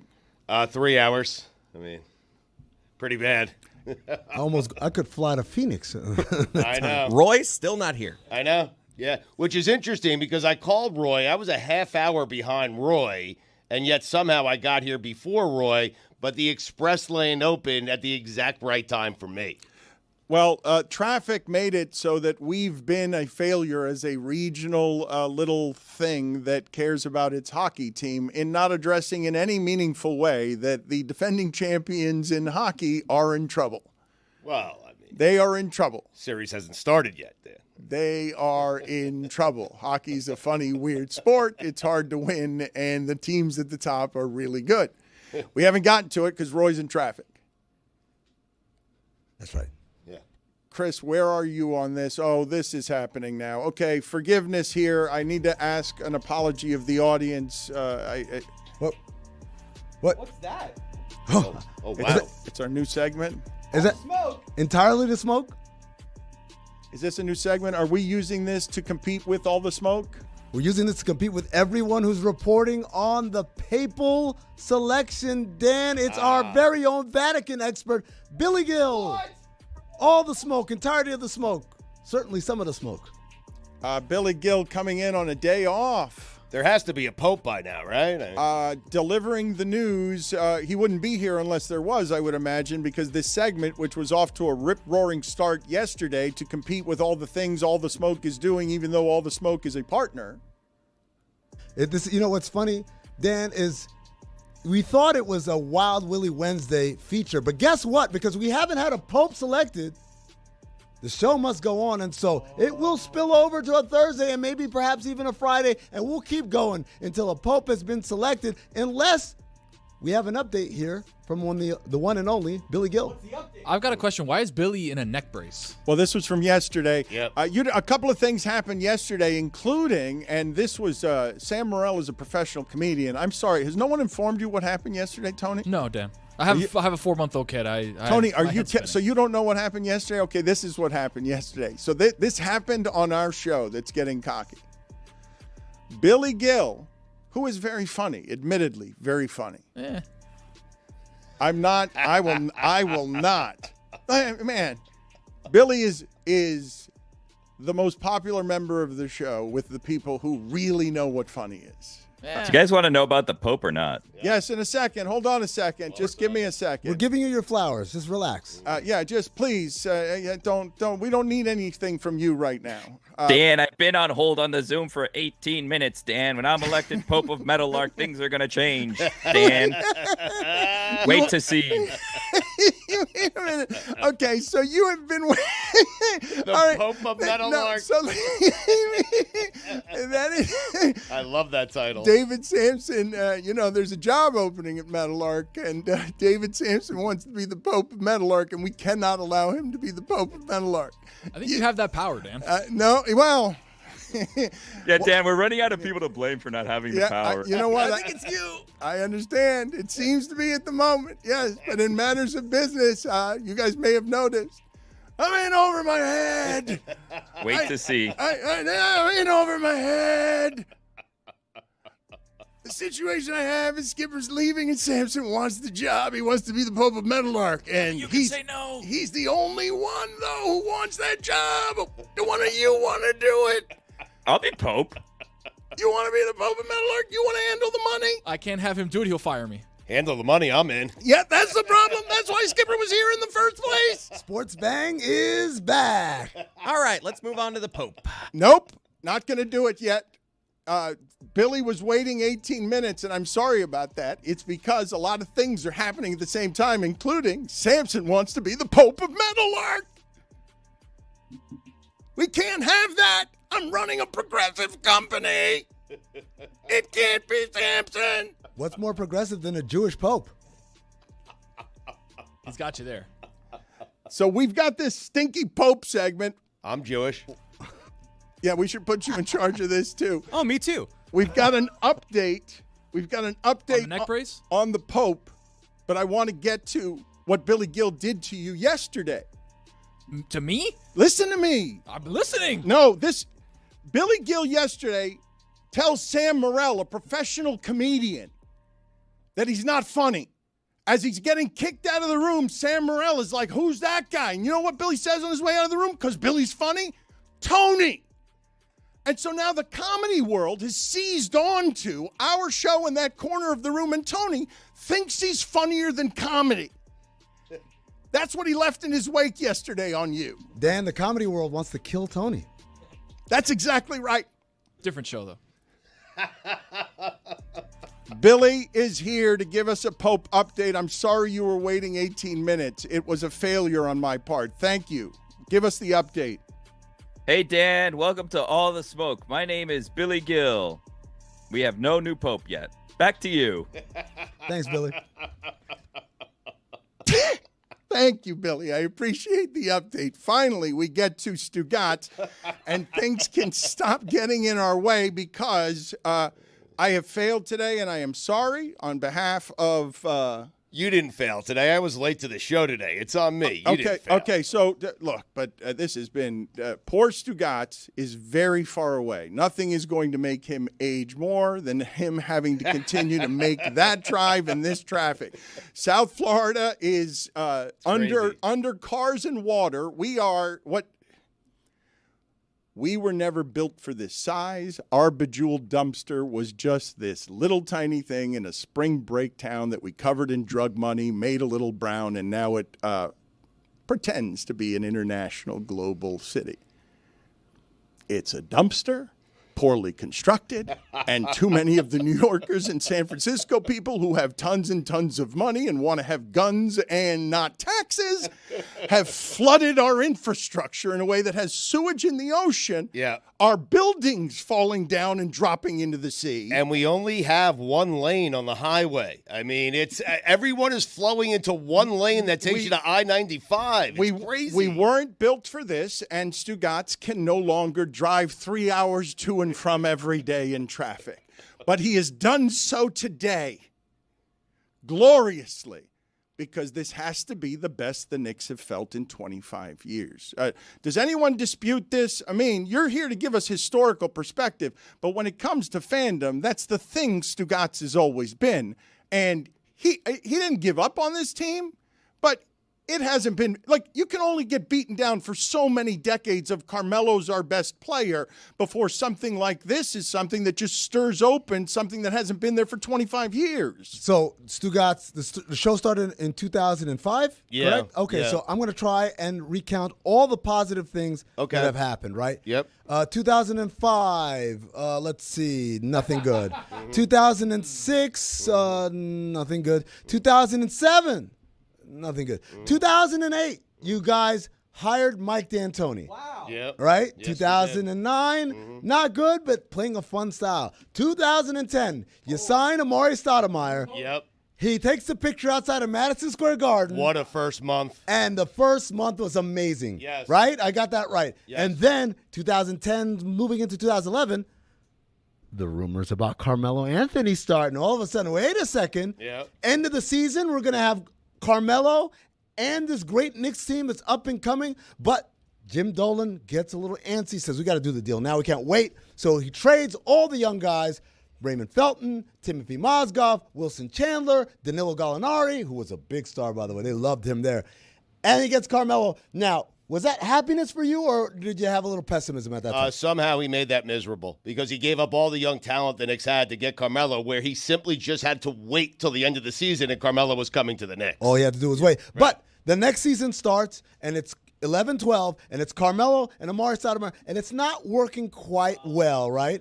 Right? It's not working well, and the guys are like, well, Mike D'Antoni, I don't know if I fit his system because I want to hold and jab step, and Mike D'Antoni wants the ball moving and all that stuff. And then Carmelo gets hurt. And then there's a guy that comes in. He's like a 10-day guy, and his name is Jeremy Lin. Give me the joy of Linsanity. That's the moment. That's the most joyous I've been as a Knicks fan over the course of this show, to be honest with you. Until last year. Last year was a pretty joyous moment for me. Right. So Linsanity happens, Yeah. and then they lose him in free. Well, he gets hurt, and he doesn't play because he's 50%, 65%. He's never 100%. Yes. Doesn't play in the playoffs. He ends up leaving in free agency. The next year, Mike D'Antoni gets fired. Mike Woodson takes over, and so then that year, is it 12-13 or 13-14, the Knicks are good again because they get Jason Kidd, and they get Rasheed Wallace, and they get all these old people who I keep like Meta World Peace is on the team. They have all these vets. They go to the playoffs. They win around. Remember? They dressed in black in Boston because it's a funeral and all that stuff. And then they play the Heat in the second round. And then you say, oh, that's what really good looks like. Yes. And they get drummed in. And then it's bad again for perhaps maybe 7-8 years. 7 or 8 years, yeah. But then Mm-hmm. Jalen Brunson. Yes. Oh, wait, first of all, let's start here. Then we get a new Knicks front office, and they're going to games to scout out the competition. Everyone thinks they're looking at Donovan Mitchell, but really, they're looking at Jalen Brunson, who agrees to come for $90 million. Yes. And everyone said, wow, he's a nice player, but that's a little bit overpaid. But when he starts playing at Stugotz, this guy's pretty good. And the Knicks go to the playoffs, and they win around. And then they play the Heat, and they didn't realize Jimmy Butler's hobbled, and they couldn't attack him. And so then they lose that series. And then last year happens. That's the high point. I would say that's the high point. You left out Phil Jackson, by the way. Oh, I just kind of glossed all over that. And him not wanting to coach our team. 13 rings. So 10 days is what you guys are saying. Jeremy Lin, 10 days. 10 days, a month of Amari Stoudemire, and 10 days of Jeremy Lin. So, but this is this is 10 days of Jeremy Lin. This right now is the same feeling of being. It's higher. You're saying a new high water mark. This is higher, Dan. We're up. Well, wait a minute. We're up 2-0 on the Celtics. We haven't played a home game yet. I mean, Saturday 3:30 at the Mecca is going to be out of hand. I can't wait. Dan, they might lose the next 4 games. Yeah. But what I'm telling you Doesn't matter. Yeah. Right now, at this moment in history, the Knicks went into Boston and beat them twice in Boston. While everybody in the world said the Celtics are going to drum their heads in, right? This point right now, like Sam Morril said the other day, he can look the junkies in the eye and tell them, your first high does not even compare to what I feel right now. It's the first time the Knicks have won 2 road games in which they were down 20 points back-to-back nights. They did it. It's the first time the Knicks have started 5-0 on the road in the playoffs. The Knicks are legit good, and here's the funny thing. I was upset because last year I thought Dante DiVincenzo and I thought, Hartenstein. The foreigner. Yeah, he's from Ohio. The Italian? Yeah. Delaware, wasn't it? I think Delaware, Ohio, that's a fight on me. But I was upset with those trades because I liked the core of the team. The fans fell in love with that team in particular. And so last year was a real high, and I was upset to see those 2 guys go, and they were replaced by Bridges and Karl Anthony Towns. And I asked myself, which was ridiculous at the time, are the Knicks better today than they were yesterday? And the fact that I asked that question is absurd. Of course they're better than they were when they had DiVincenzo and Hartenstein. Well, hold on, though. Let's do some of the recent history here. But now there's pressure on the Knicks to win this series. They cannot collapse and lose this. So Dan, I don't know if I like that. All right, so this is what is beautiful about the present scenario when I tell you what do I want to feel during the series, because I want to get through this story. Ooh. Basketball is about the stories, the storylines, and if the games meet the moments, you will see history written and made. You will live it. You will understand how to tell your grandkids why Giannis only won 1. And they won't understand the way they don't understand when the elder starts talking about Y2K. What a time. This moment in Knicks history, when I tell you what the fan base is presently doing, feeling, swelling in its heart, okay, is so desperate to feel what Larry Johnson made them feel with that 4-point play, and not what Reggie Miller made them feel in those 12 seconds. The history of this franchise that is generational brings a story to Boston that is New York in basketball never gets to play in the sphere where the Celtics do. Historically, the Knicks are a laughingstock compared to the people who have dominated the last 25 years. 15 years ago, when LeBron got here, I joked, singing, yelling, as soon as he got here, New York, welcome to another decade of irrelevance. A quarter century of Knicks fans have been muzzled down wanting to make the noise that they made when Larry Johnson hit that 4 in another century before Y2K. Stugotz comes in here and he says, pathetically, 10 days of Jeremy Lin is what I got, and he still remembers it fantastically. Oh, it's great. Amari Stoudemire talked about him as an MVP for 3 minutes. Carmelo Anthony, a very popular Knick. Jalen Brunson just had a moment that Jason Tatum had not had to merely extinguish Detroit.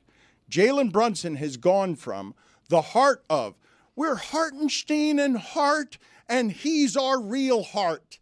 This guy, Jalen Brunson, is better than anyone in the fourth quarter, and he's ours. We've got Reggie Miller now.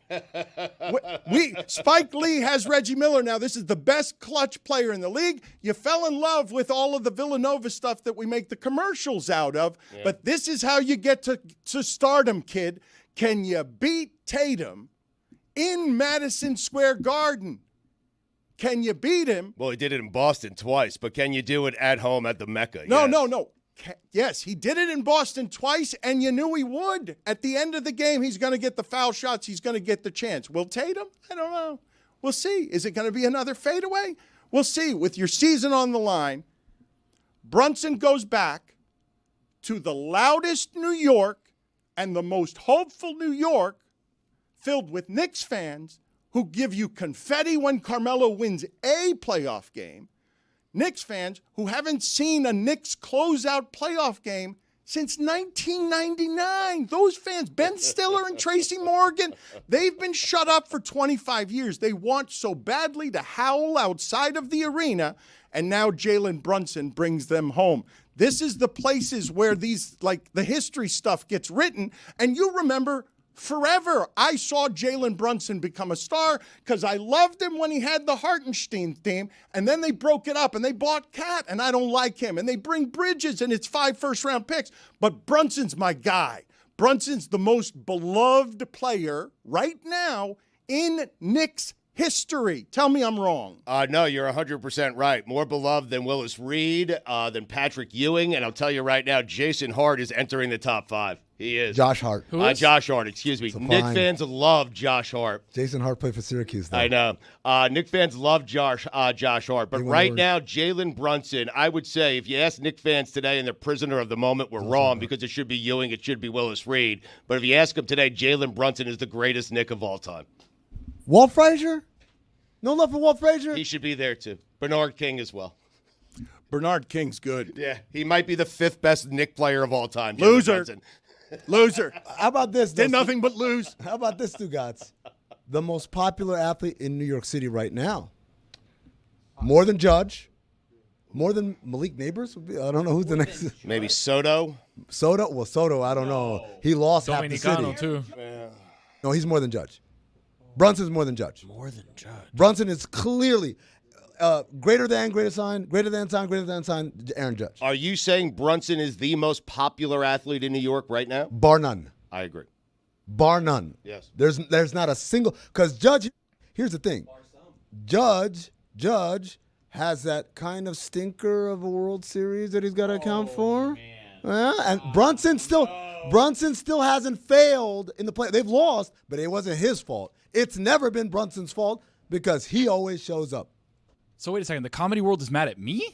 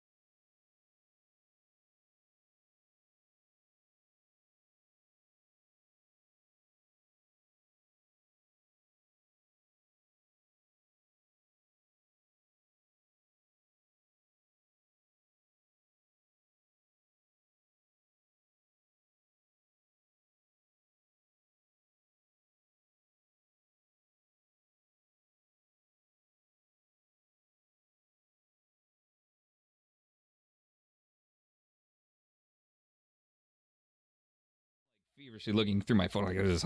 I need to find the parade route. I need to know exactly where I'm going through Barbados. I need to know. You're doing this with like bejeweled and all sorts of fake jewelry. Oh yeah, dressed like a clown in the back of it. And don't get me started on Barbados taxis because it doesn't cost $20 American to go everywhere. Okay, like I went like 10 blocks. $20 is way too much to go on a taxi 10 blocks. All right. Once you're in the cab in their territory, they've got you, Bill. It doesn't matter. You're lucky it was only $20. Put it on the poll. Yes. Once you're on the cab in their territory, do they have you? It's a home game for them. A bit steep for the amount of travel that we were like 2 miles. $20 seems like a lot, but whatever.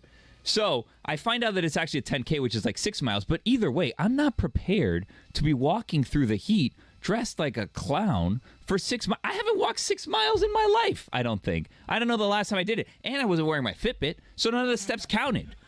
That's the only reason I wear my Fitbit, so my steps count. But if I don't wear my Fitbit, the steps don't count. So it was a total waste of time walking through here. And I was sunburned, obviously. There was lots of the jewelry. From the jewelry. Oh, if I could show you the burn that Please I had. do. Please do. Like, oh wow! I had a giant circle here for a little bit. Yeah, there was a big circle here for a little bit. Yeah.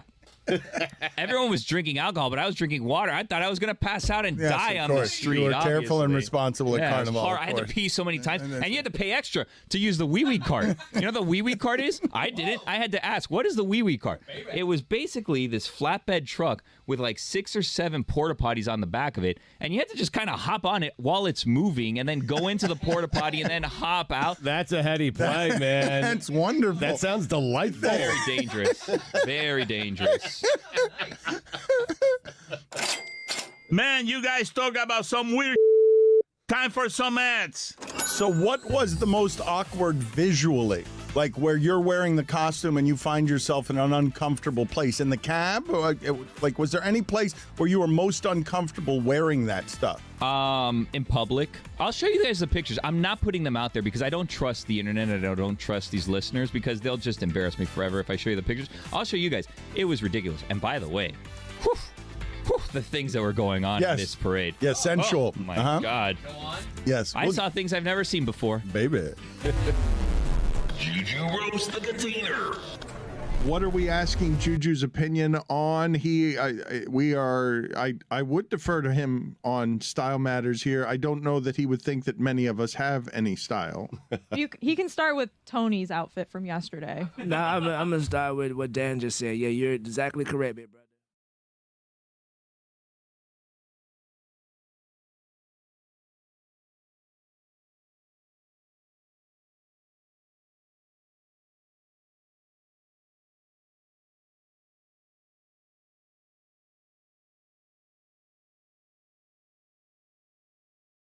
You're going maximum Florida, man. That's Florida. When did you decide to start doing that? When was it encouraged? When did that become your signature? The idea that you're up there just throwing your body at the people here in a tight pair of jeans shirtless. I was. The jeans have gotten tighter the fat I've gotten. They weren't always tight. My daughter said Baby Walrus needs to move out of skinny jeans. I started doing it just to cheer myself up because you get on the road and do like a Thursday night and you'd be like, I got a whole weekend ahead of me. This is going to be a long weekend. I'm missing my family. It's not sold out. So I would rip my shirt off and kill a beer to make myself giggle because I thought it was silly and to remind myself this should be fun. And then one night I was in Columbus, Ohio.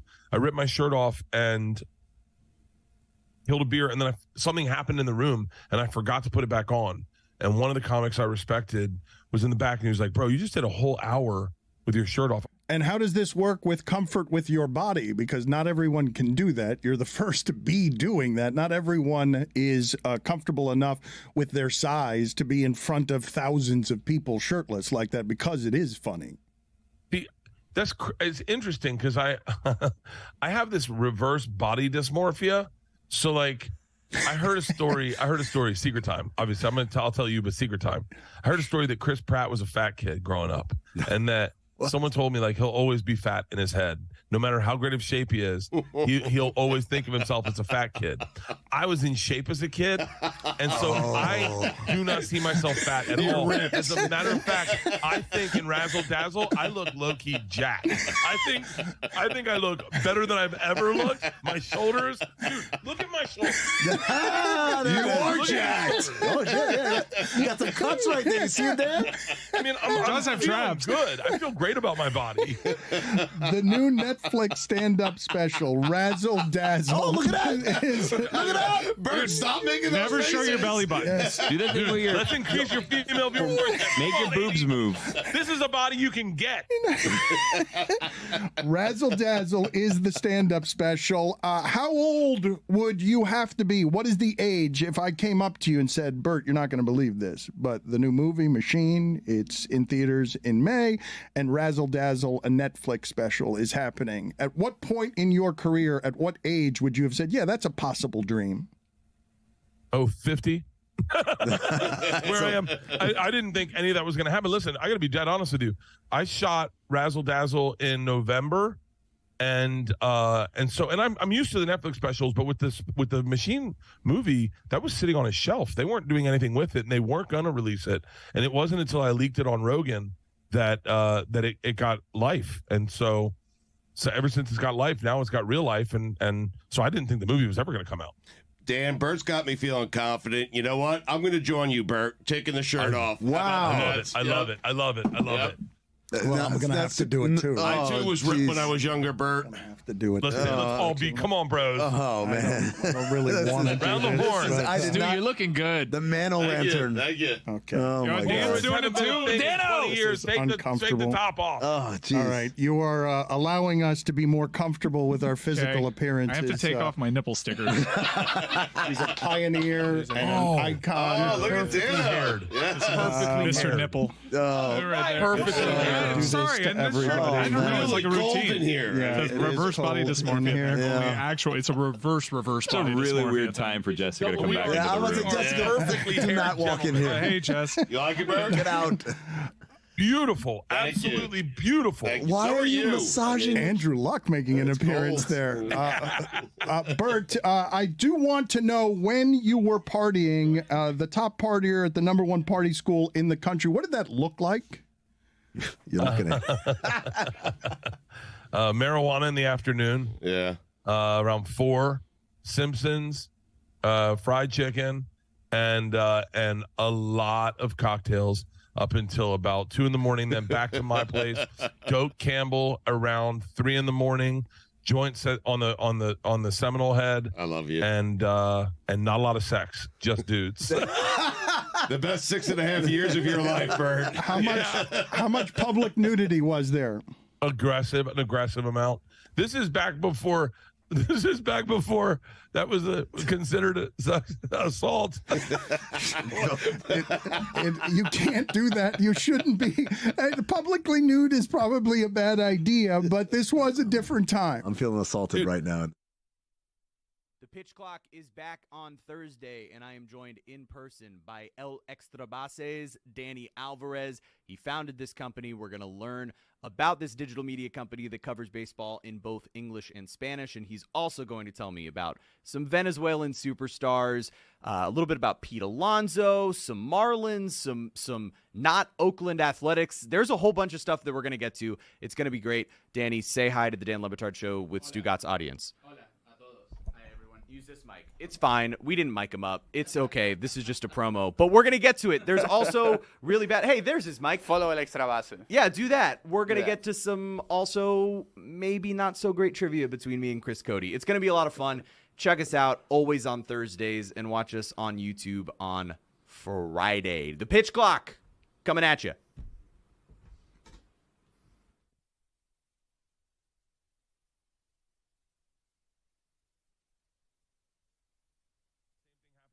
Same thing happened in Orlando. I never expected any of this, man. At 44, I was fired from Travel Channel. My wife wanted to get a vasectomy. We were tearing down our house to rebuild it. I was nowhere. I got kicked off Funny or Die tour. I was making $2,000 a week on Funny or Die. Tom was making $20,000 a night, and I was like, "That's my life. I gotta accept it." Talking Sunset Years with comedian Rob Delaney. I really am thrilled to be doing this, Rob, because I admire your work a great deal, and it's rare that I find somebody from afar that I've been wanting to talk to because their story seems somehow something even more admirable to me. Now, you might not view it this way. I don't know how much nobility you think there is in your story, but in watching the art that you've made and watching the life that you've chosen, it's sort of been a pleasure to watch your work grow and to see, the things that you are choosing late in life to do artistically. Well, that's very kind of you to say. Thank you, and thank you for acknowledging that I am late in my life. There's a refreshing honesty to that. I How's it am feel? 45, so I'm well more than halfway. 45 is there. late in life? I mean, I do think about it though sometimes though. Like I'm definitely more than halfway done, and that's funny. Isn't that funny? How does But it yeah. feel to be told that you're late in life by someone who is considerably older than you? Who's a great deal older than me? It's strange. I wonder, does he know things about? Does he have access to my medical file? Has he seen things that I haven't seen? I just feel like I feel through your art like you've lived more than I have. It's really what I'm doing there in the having of 4 kids, in the choosing work-life balance, in learning life's lesson. I just think that I was atrophied as a as a young person. Yeah, I mean, I guess the things that that I've experienced that maybe most people haven't are, you know, I did get sober 20 years ago after going to jail after a car accident that I was responsible for, and I've stayed sober, so that's been pretty cool. I've had the unbelievable good fortune to make a living in comedy, and of course I didn't for a long time before I did, so that was challenging. And then, but the biggest thing would be that my wife and I, one of our sons got cancer and passed away a few years ago. So those are the big things that I've been through that I think, you know, are place me in sort of a strange minority.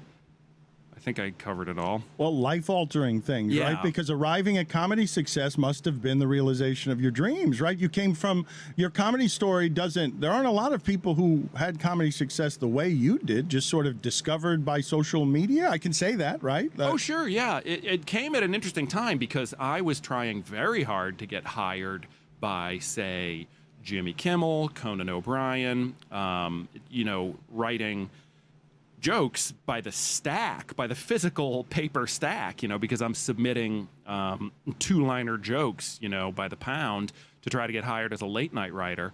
So then Twitter comes along and I've got piles of jokes that no one will pay me for, no one wants. And I mean, I send them to people and they're like, no thanks, you know, or these are great, but still no thanks. And so I had a place to focus this stuff. So it was sort of a right place, right time kind of a thing. So myself and, you know, many other people around the same time figured, oh, you know, Twitter's not just for posting, you know, recipes and, you know, things like that. It can also be for jokes. And so I really lucked out that came along at the right time for me. Vision or happenstance? Happenstance, purely. So you don't have success in comedy? If not for that, you're just another rejected writer writing stacks of jokes that doesn't get an avenue towards success? Oh, you never know. I mean, I have a work ethic that I can at least say about myself. So, and I'm nice. You know, I think that might be part of being sober and having success come a little later in life. But I still am as nice as possible. So people will rehire me after they work with me. So maybe I would have had success through both my 2-pronged approach of working hard and being nice. Because that goes pretty far, you learn, after some time passes, some decades pass, and people start to evaporate. Or you get the job of somebody who, talent-wise, absolutely deserves it more, but maybe they're a jerk, you know, or they just forget to set their alarm, and then you get their job, and then, you know, screw them. Your kindness is displayed in this segment where a 53-year-old man dressed like he's going to the Vans Warped Tour called you old. Precisely. He just said success later in life, and I let him slide on it. He just got done saying success later in life, and I'm like, so you acknowledge you are later than in life. It's sunset for me. I meant it. I think you finessed that answer out of him. I meant it as awkward admiration for this man has lived and learned and put down. I just see in your work that you've put down your ego, and it's beautiful to see art flourish there. I don't know what that means, what you just said, that I put down my ego. I genuinely, can you elaborate? I think that you are only choosing projects right now, that you have a unique freedom in comedy where you can choose projects now because Catastrophe was such a unique success. that your life story is intertwined in it. You're learning about yourself as you're telling the story. It is unfathomable, the range you show in it as someone who is producing the whole thing with a partner, but it's you guys making a hit television show cheaply that is smart and funny and layered, and you made it, and from there you can make all the choices in life. And you've lived and learned enough to know that you have to choose wisely there because you want to be with your kids and you want to have life balance, and professional ego has gotten you in trouble. Gotcha. Yeah. So yeah, one thing that I do now is like I'll turn down work, and my agents and stuff will be like, "Are you kidding me? Do you know how much money that would be?" But because my success came in my sunset years, and I now am like, well, but I don't need that money. Do you understand? They gave me, like, I can afford pants and eggs and things. Like, I wouldn't know what to do with more money. So I have like way less money than other people in this industry, but because I can afford to pay my rent with it, like that's my wildest dreams achieved. So I don't get lured by money now. It's, do I like the job? So yeah, for the moment, I'm very lucky in that aspect. But what I've read about you, though, it seems like a unique Hollywood value system. Am I wrong about this? My value system is a little bit different in that I do it by the time the project will take, because I know more about time than your average civilian, because I don't have any more of it left with one of my kids, you know? And so I don't mess around when it comes to how long will a job take or where does it shoot. Those are massively critical factors in me choosing a job. If I write anything, I make sure to set it in my neighborhood so that I can walk to it, or I write a book, which I'm doing right now, so that I can just write that in my underwear in my home, as long as my kids aren't in it, because kids don't let you do things even in your own house.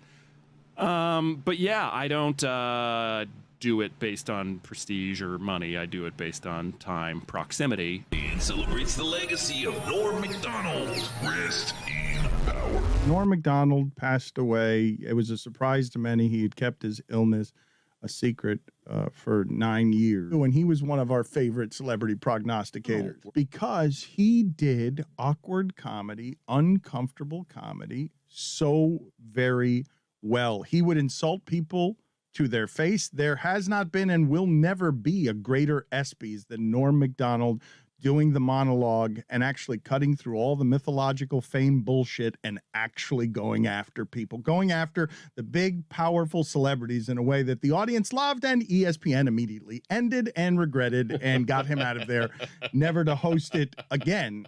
But he loved awkward. He was so good at awkward, and this is the thing that always impresses me, Stugotz, because the level of discerning among stand-up comics who are great is the highest form of critique or judgment, I think, in entertainment. And when they say someone's a good comedian, that person's a good comedian. Norm Macdonald is somebody who's getting reverence today from a lot of people, but other comedians will tell you what he did was really brilliant, was genius. We had our experience with him because he would tell these long, sprawling stories, and he told, most famously, a bad beat story that was just a killer because he was a gambler, but he was a bad gambler. And one of the reasons we wanted him as celebrity prognosticator is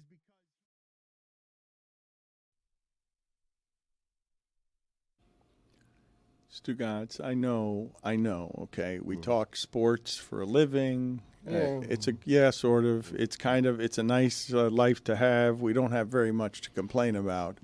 However, our people can't get to work.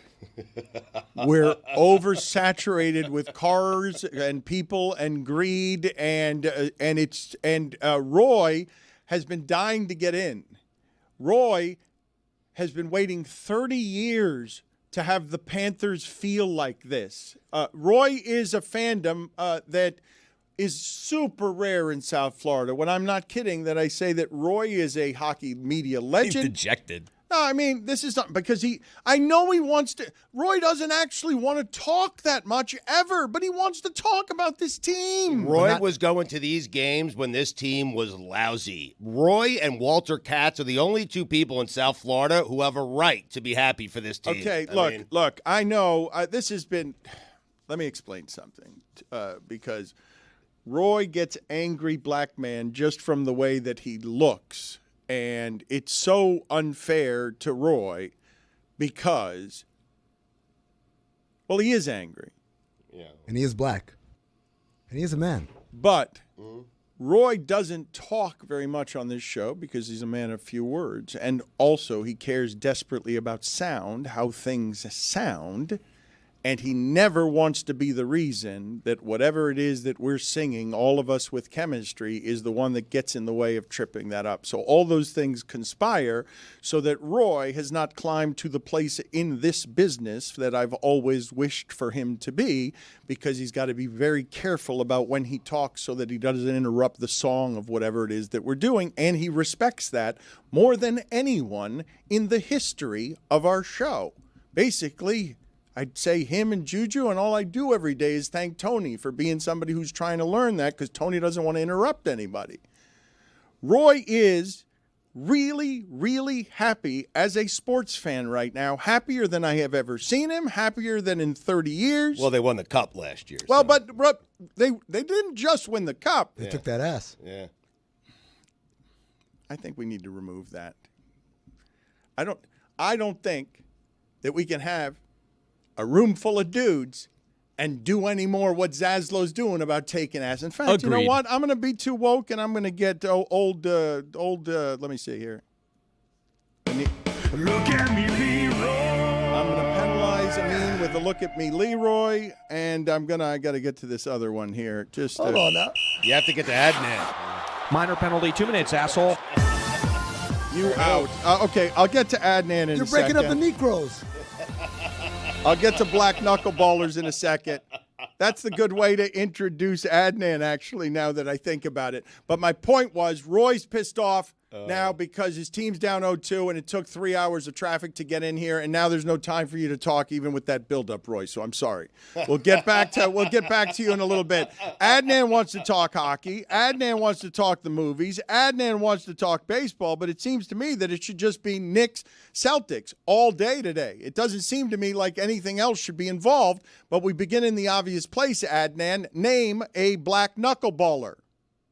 Unfortunately, I cannot think of one, Dan. I've been racking my brain. I texted Kirchen. There's not one. As you said on the show previously, a black man is not going to rely on deception. He's throwing a fastball as hard as he can every goddamn time. We grew up on Bob Gibson. We grew up on Bob Gibson. Like now with your knuckles is how you're going to beat us. First you made it the Negro Leagues, and then you made it the Negro Leagues.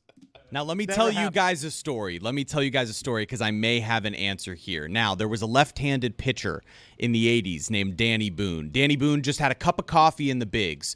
But after his cup of coffee, he went away. He disappeared from baseball for 5 years. In 1990, after joining a league called the Senior Professional Baseball Association, a league that only lasted for 2 years, he came back as a left-handed knuckleballer. Wow. And ultimately got signed by the Orioles, traded to Cleveland, and on September 30th of 1990, he made the one start that he ever made in the major leagues as a left-handed knuckleballer. He was a lefty.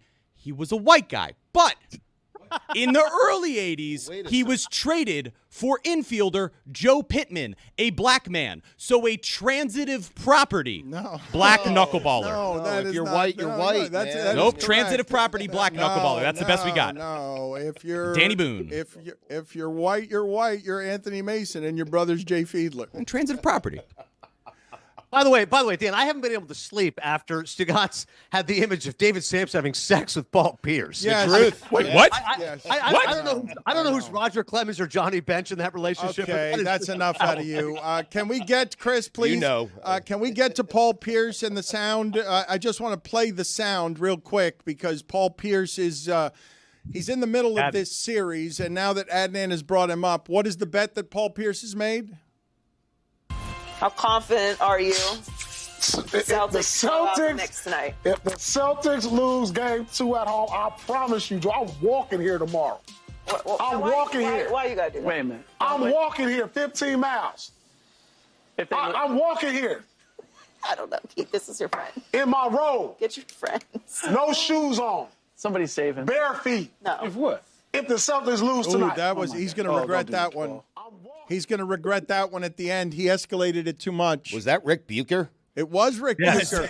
Rick Bucher. Put it on the poll. Put it on the poll at Le Batard Show. Was that Rick Bucher?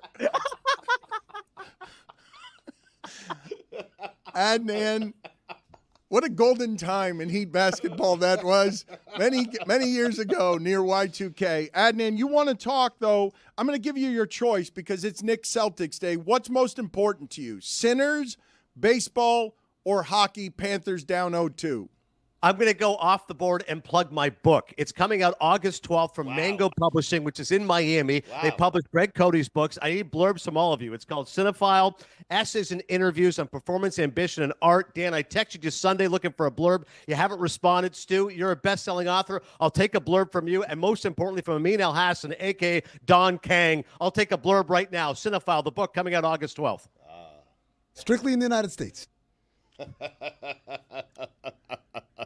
Get on that blurb, Dan. I mean, now back to the Panthers being down 0-2. I'm concerned about Sergei Bobrovsky, Dan, and I feel for my buddy Roy Bellamy. Only had 16 saves in Game 2. The Leafs, as we all know, have not won a Stanley Cup since 1967. This is a nation that has never been, prone to these kinds of moments. They haven't been up 2-0 in series back-to-back years since 1963. But they've been clicking. Joseph Woll came in last night and replacing Anthony Stollarz, who was out after Game 1 after that collision with Sam Bennett. Mitch Marner, who just became a dad. He killed him. You can't beat the defending champions with your backup goalie when they're empirically the best third period team in the league. You can't tie the game and then give it back seconds later. That is a crusher for the champions. I'm with you, Dan. It's one thing to say, well, Toronto held serve at home. But again, your backup goaltending in Joseph Woll comes in there with Stollarz out, and Marner's their star. He ends up scoring the game-winning goal, just became a dad for the first time. The Leaf stars have stepped up, and their supporting cast. Max Pacioretty's been great. The Panthers have had no answer for him. Adnan, it's terrifying. Roy has been swaggering around here with bravado, and for 2 years I keep telling him, I'm afraid of all these teams in hockey. The very best ones are really great. And you can tell me all you want about Toronto's history, but I just saw them take out what I know to be a champion and deserves and is good enough to be a champion this year, knows how to do it, better in the third period than any of the other teams, and you cannot give a city that kind of feeling and a country that kind of feeling at this time in America without me fearing that going back in Game 7 in Toronto is terrifying. Not to mention the tariffs. I mean, there's a lot going on right now between our two countries, let's be honest. But yeah. I mean, for Toronto, absolutely. Listen, for Florida, they're going to say a series doesn't begin until you're at home ice. They're going to have that big boost. Roy Bellamy will be there. Bill Lindsay will be there. But no one was expecting this, Dan. I thought Panthers would win this series in 6. Toronto has wrestled control impressively so far. Well, you got to keep in mind here that the Edmonton Oilers versus the Los Angeles Kings, they were down 0-2 and came back to win that series. So it is possible. So I'm pretty calm and collected right now. Okay, you're still calm and collected. We're making a big deal about a series that hasn't started yet. I mean, okay, so got a point. But Adnan, you tell me, shouldn't he be a little scared? Are the Panthers that much better than Toronto that you can feel like, well, I don't have anything to worry about here. They just beat me with my backup goalie at home. There should be palpable concern. I love Roy. I'm pulling for the Panthers, but here's why, to Dan's point. The Leafs, if ever there was a time they were going to break through, this is their year. In the past, they've had this amazing collection of offensive talent. Those guys have not been able to perform come playoff time. Austin Matthews still has yet to get going so far. Marner, Nylander scored yesterday, John Tavares. And yet this year, Craig Berube, who's a Stanley Cup winning coach, won it with the Blues back in 2019. He's instilled a more hard-nosed approach. They've improved defensively. Tanev's been a great shutdown guy for them, and they've been able to use this balance of goaltending to much success. So for Toronto, you feel like if it's not going to be this year, then whenever. The last 5-6 years, they've expected to be a stud team. They haven't made the conference finals since 1993. So Roy knows the Leafs, in terms of talent-wise, are right there with Florida. Do they have the moxie, the grit, etc.? That's the question. Now, Adnan, I got a question for you. How much did the coach for the Maple Leafs had to tell him boys, hey, they trying to rough up our goalie. We gotta strike back. How much of a motivation you think that was in that game 2 victory for them boys? Is that Southern hockey coach? Yeah. Who Yes, is sir. that? Who is Hey, we're not gonna let them kick us around. Well, Don, you're absolutely right. You know what happens, Don, when you get cuffed like that, right? No, that's not Don. That's not Don. It's not Dom with an M. Number one. Kang. I beg your pardon. Number two, I'm the hockey coach with a little bit of a Southern swag to him. He thought that was Don King. Well, you know, I don't know who that is. The big difference between Dom King and the head coach of a hockey team is for 2 things. Number one, Dom King used much more flowery language. I don't. My boys can't understand it. They've been hit on the head. Too many violent blows to the brain, if you know what I mean. And I'm quoting Rocket 5. Check out Cinephobe wherever you get podcasts. What kind of racist thing, Adnan? What kind of racist thing is that you're doing? That you think that Don King is the Southern hockey coach? Dan, if you will, I was a little flummoxed by that. I was a little thrown off by it. I'm a little out of sorts. But I appreciate anybody with flowery language, with ornate language. I think Don King or Dom King have a certain ineffable about them. Power through, Adnan. No, it is not Don King. It's Don Kang. Right. It's Dom. Dan Le Batard, you get a little too big for your britches over there. Bless your heart, I know you're trying, but you need to relax. My name is not Dom King, who's a very fine gentleman, I might add. I know him very well from his boxing exploits. And how about them Timberwolves and Warriors? But that's not who I am. I'm the head coach of a hockey team up in Toronto, Ontario. And we like to, Toronto is what we call it, where I'm from, we're in our parts. And I'm just asking the hockey expert, Adnan Burke, how much do you think factored in when I told my boys, hey, man, we're going to let them push our boy around like that? I love the histrionics and excellent pronunciation of Toronto. Because the second T is silent. Excellent work. I'm still confused. What a weird character. I'm going to try and catch Stugotz up here. Don King is the famous boxing promoter. Thank you. He was Dana White before Dana White. And that hair that he had on his head, electric. As if he put his finger into a light socket. That's correct. But that hair did that because it was trying to get away from him. He was awful. A criminal, literally. And so bad the hair was trying to get away from him. That's correct. No, but so that's not Don King. Okay. That, I thought, was Don Kang. Now I'm being told that's Dom Kang. That's the first time I was learning that. I didn't know it was Dom Kang. 2 different people all along, Dan. Yeah. No, one had nothing to do with the other. I understand that part. I just did not know that Don King was Dom Kang. But I also thought that the hockey coach that is Southern that you're playing, that Adnan thought that was Dom Kang when it was clearly a white man. It's a hockey coach. You were clearly a white man, and he thought it was Dom Kang, and I'm accusing publicly Adnan of racism. I'm accusing you, Dan. It's unbelievable. What the hell could have it turned to this thing? It was Dom Kang. Adnan, if you will. I'm accusing Dan Le Batard racism. I don't see race. How do you know I'm a white coach or a black coach? I just happen to have a little Southern twang, and you just assume because it's hockey? Tell him. Man, I'm going to tell you right now, the first family of baseball is the Negroes, and they love hockey too. Adnan, as you were, how much did that factor in when I told them boys, hey, man, they're not going to push our boy around like that? It was a huge part of it. There's no question about it. When a team gets pushed like that, you know what it's like in the ring. You know, you take their punch, you got a counter punch, come back strong. You're absolutely right. Dom, whatever the hell your name is. That's not my name. Come on. Wait, what are y'all doing? I coach a hockey team. That's it. Yes, call him coach. Coach, yes, exactly. When in trouble, Stu's right. Just go ahead and coach. Excellent advice there, Coach. By the way, I also want to mention the NHL draft lottery, Stu. This is for you. This took place this week. Everyone's been talking about the NFL draft. I want to mention the NHL draft. The lottery took place. John Buchagras in the studio in Secaucus, New Jersey. Your New York Islanders, a 3.5% chance to get the number 1 pick. 3.5% chance. They were number 10, and they got the number 1 pick overall. Unbelievable, Stu. They're going wild in Long Island. But I got to tell you, there are no Robert De Niro's in this draft. Nor are there any Al Pacinos. But congratulations to the Islanders. My name is Craig Berube, by the way. I'm the coach of the Maple Leafs. Berube. So they tell me it's Cajun. He was a white man, and Adnan was racist there. And Oh, I'm gonna stay entrenched on this. I don't like calling my friends racist. Certainly not privately, not publicly. Santa Claus's hat Hall of Fame. Oh, that's a good one. Oh, that's a good one. Yeah, That's yeah. a great one, actually. Yes. John Olerud's helmet. Oh, that's a good one. That's Yeah, yeah, fantastic. that's good. Yeah, Yes. yeah, Yes. yeah, yeah. Just the helmet. Yes. Yes. That he wore at first base. I am open-mouthed with awe because I just realized, taught by you guys, put it on the poll, Juju, is Santa's hat the greatest of all the hats? It's either that No, or Yankee. Bear Bryant, come on. Whose hat is Really? better, Santa's or Bear Bryant's, is an excellent poll question. It's going to be Bear Bryant, Dan. I trust those Southern boys. Come on, Craig Berube, talk to me. Man, let me tell you something, man.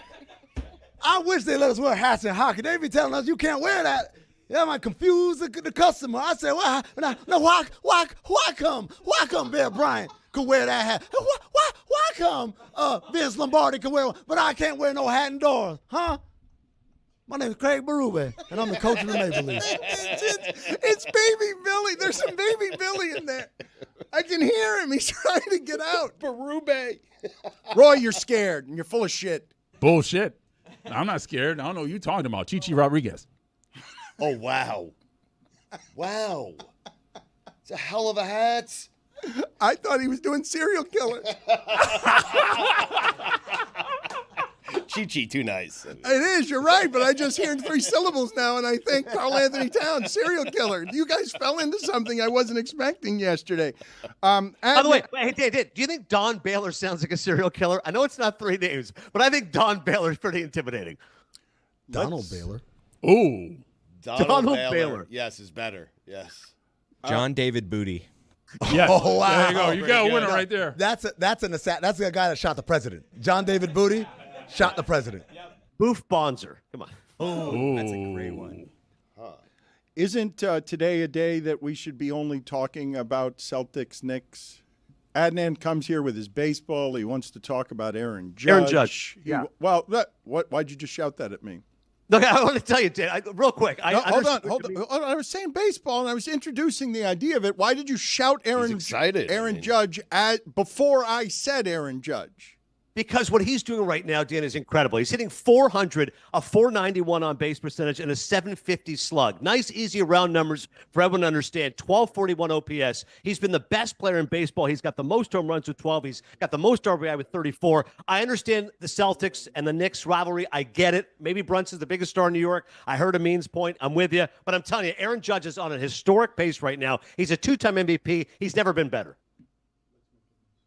Now, I have a question to you. Oh, boy. You're admitted by your own words there that the Jalen Brunson is more popular. I don't know much about basketball or hockey or baseball. I'm a hockey man myself. Yeah, but you're saying that Jalen Brunson is more popular than Aaron Judge, and you are the baseball man, so if you said it, it goes. Well, I'll tell you this, Craig. In New York, not everyone is a Yankees fan. Of course, we have Mets fans. So, there's Juan Soto supporters. There's Francisco Lindor. Pete Alonso right now is on a revenge tour like Taylor Swift. He's been incredible. He's got the second best OPS in all of baseball. But the Knicks, that kind of unites the city. And this team has been so trash for so long. Let's be honest. I think that Brunson right now is the biggest star in the city. This is the only team that brings New York together. The Jets and the Giants, people are split there. Mets and Yankees, Islanders and Rangers. This is the team that makes New York the happiest. This is the team that brings all New York sports fans I know, together. but what's crazy about watching it, if you understand the history of this, it's truly nuts. If you understand that New York hasn't actually felt like winners very often. They feel like winners for a reason. It's the Yankees. It's always been the Yankees. It's only the Yankees. It's been the Yankees, occasionally the Giants, once in a while the Mets, and that's about it. Yeah, the Islanders in the 80s. But when I associate a region with its excellence and the obnoxious it thinks it's earned from that excellence, the loudest of the New Yorkers is loud because of the Yankees. And what Stugotz is telling you is true from this angle. And obvious, I might add. Aaron Judge is Barry Bonds, and Brunson dwarfs him. Yes. And I can't believe I'm saying that. In that town, baseball has always been what's mattered. Aaron Judge can't become the star that Brunson can become because he's playing the wrong sport. Latrell going on a killing spree well. Well, he just killed it right there, folks. It was good while it lasted. What about Goose Gossage? Mordecai Three Finger Brown. That sounds like a mobster. Yeah. Cocoa Crisp. Come on. Cereal. Hey, Adnan, while we have you here, you're a big Star Wars fan. I'm a big Star Wars fan. Adnan! Miro's in here. He's not wrong. He's Okay. not wrong. Yes. He's not wrong. He's not wrong, but he's not right entirely. You know what I'm saying? Like, Aaron Judge is him. Yes. He's putting up his story. They're stupid. It's like when I play MLB The Show 2021 on easy. You know what I'm saying? On rookie mode. That's what he's doing out there. It's spectacular. It's insane. It's crazy. But this baseball season is so long and it's so early in the season that maybe, he's not getting the attention he deserves. But he's out here doing robot shit, bro. It is insane. It is like AI baseball. Like, yo, ChatGPT, can you make the best baseball player ever in the world and make him biracial? You know what I'm saying? With broad appeal. I love the backup. The Kid Miro, preach. I love it. But it's crazy to watch this giant be Barry Bonds in that uniform and sort of say, oh, we're really fighting America and Japan and Dodgers, Yankees over who got the biggest payroll. Aaron Judge drops a fly ball, and he says, Ohtani, you pitch too. Okay, it's me and you at the top of the sport. You know what I'm going to do? I'm going to get better.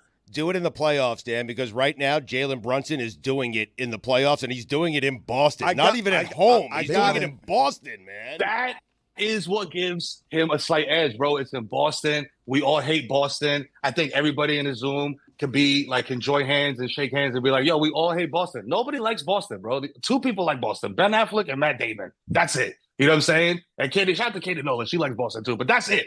You know what I'm saying? Nobody else likes Boston. Look, he got a Knicks jersey on. You know what I mean? Notorious hater, got a Knicks jersey on, bro. He's out here supporting, showing love. You know what I'm saying? Jalen Brunson is him. You know? Jalen Brunson is him. Like y'all said, he's doing it in the playoffs. He's doing it in Boston, in the most hated place, the fake garden, bro. He's over there torching everybody, and he's with the same height. He's 6'2". You know what I'm saying? He shouldn't even be doing this, bro. He's embarrassing Jason Tatum, dog. Come on, stop it. Stop it. He's the king of New York right now. That's it. So there we have He's it. not paying for food. Yeah, He's not doing any of that. So he just said it. It's Jalen Brunson 1. Yes. Aaron Judge is 2. Easily. Oh, Yes, but right now. no, but I went a step further. I said that Brunson's already the most beloved Knick there's ever been. No. Oh, no. You're crazy. That's wild. Dan, time out. No, There's a lot of up Knicks there. Miro is up there, man. Come on. Who He's you up gonna there. say? He's definitely up there. Who you gonna say? He's definitely up there. Yo, y'all seen Pat walking into the arena yesterday looking like a Jamaican uncle. That is the number one most beloved Knick of all time, hands down, no matter what. You know what I'm saying? Truly. And Lies! Lies! Lies! Listen. Miro? The Knicks fans that we are talking to right now. I'm not talking about the 11-year-olds in the game with their dad. Jalen Brunson is their guy. Okay? But for me, 40-year-old man, Knicks fan forever has been suffering silently, just watching Jamal Crawford cross people up in 2006, hoping, you know what I'm saying, that maybe we cover. You know what I'm saying? Those guys are Pat Ewing guys. I'm gonna say this right now. You a Pat Ewing guy now, and you were in 2006 because you realized, oh shit, we had it good and we didn't enjoy it when Pat was playing. What's the Joe Budden line? Can't be like Pat Ewing looking back at that layup. They were booing Pat. They were giving Pat shit. It's the reason why Pat didn't sign autographs. It's why he didn't sign autographs. It's why he didn't take pictures, because he remembered every single thing, all the shit tall people said at the time. So if we're talking about in the moment, active Knicks, Jalen Brunson is more beloved than Patrick Ewing was. In the moment. In the moment. When they played. Right, because now it's a different generation. I mean, back in the day, you couldn't just tweet at Patrick Ewing. You know what I'm saying? I'm sure if there was social media back then, the hate versus love would be more balanced. You know what I'm saying? There would definitely be a lot of Pat Ewing Glazers. Yeah, hell yeah. If they had Twitter back then in the 90s, there would be hashtag Pat Ewing is the greatest. You know what I'm saying? Hashtag Hoyas New York legend. Hashtag dunk it. Yeah. I mean, hashtag 8 points, 9 seconds. Look, Twitter would not have made things more positive. We know that for a fact. There's no era in time in history where it's you know what we needed to make things more positive? Twitter. Adnan, you got an opinion, Adnan? Patrick Ewing, Jalen Brunson, most beloved Knick ever. Settle the debate between these two people who don't know what they're talking about. Oh, boy. I beg your pardon? Listen, I think Amin's right. It's revisionist history. The Knicks didn't know how good they had it back in 1994 with Ewing and Starks, and they didn't realize that was the heyday. They didn't realize now, clamoring for this Knicks-Pacers potential Eastern Conference Finals for the first time in 25 years, they didn't realize, hey, this is going to be our moment. So, yeah, when you're looking through the rose-colored glasses, Ewing's the most beloved. But I'm telling you, Brunson is like Mercury right now. Nothing is hotter than this guy. I think he's the most beloved. You guys don't get it, Miro. Hear me out here, okay? Because with Patrick Ewing came expectations, right? And if I told you the second they drafted Ewing, we would never win a title with Ewing, you would have been upset, okay? And it turned out that we never won a title with Ewing. Jalen Brunson was whose fault is that? Jalen Brunson was Jordan's fault. Jalen Brunson was an afterthought. He was a guy that Dallas didn't want, and he's exceeded every expectation. You guys are missing that Knicks part. fans have had for Jalen Brunson. You guys are all missing that part. No, I agree with. No, but you guys are. This is the He's part. the underdog, and New York loves an underdog story. It's Mero. But everyone said that was a miss. Everyone said they should have signed Donovan Mitchell, and everyone said, "Oh, Brunson, he's not going to be good." People are crushing the move. Oh, the Knicks overpaid, and he's been unbelievable. He's been underpaid. Yep. Stugotz is so right about this, though. The part you guys are missing, and Mero sounding like Unk is out here, old man saying, I know what Ewing limped through. I know how close they were. I know how he was betrayed by management. I'm in a strip club with him. I seen him. And I know how he fought the Heat, and I know that it wasn't really his fault. It's just what Stugotz said. It was Jordan. It was Jordan. He was doing it to everybody. But here's the thing, though. Here's the thing you're missing. Nobody loves the Giant. Ewing was physically bigger than everyone else. This is the smallest dude on the court.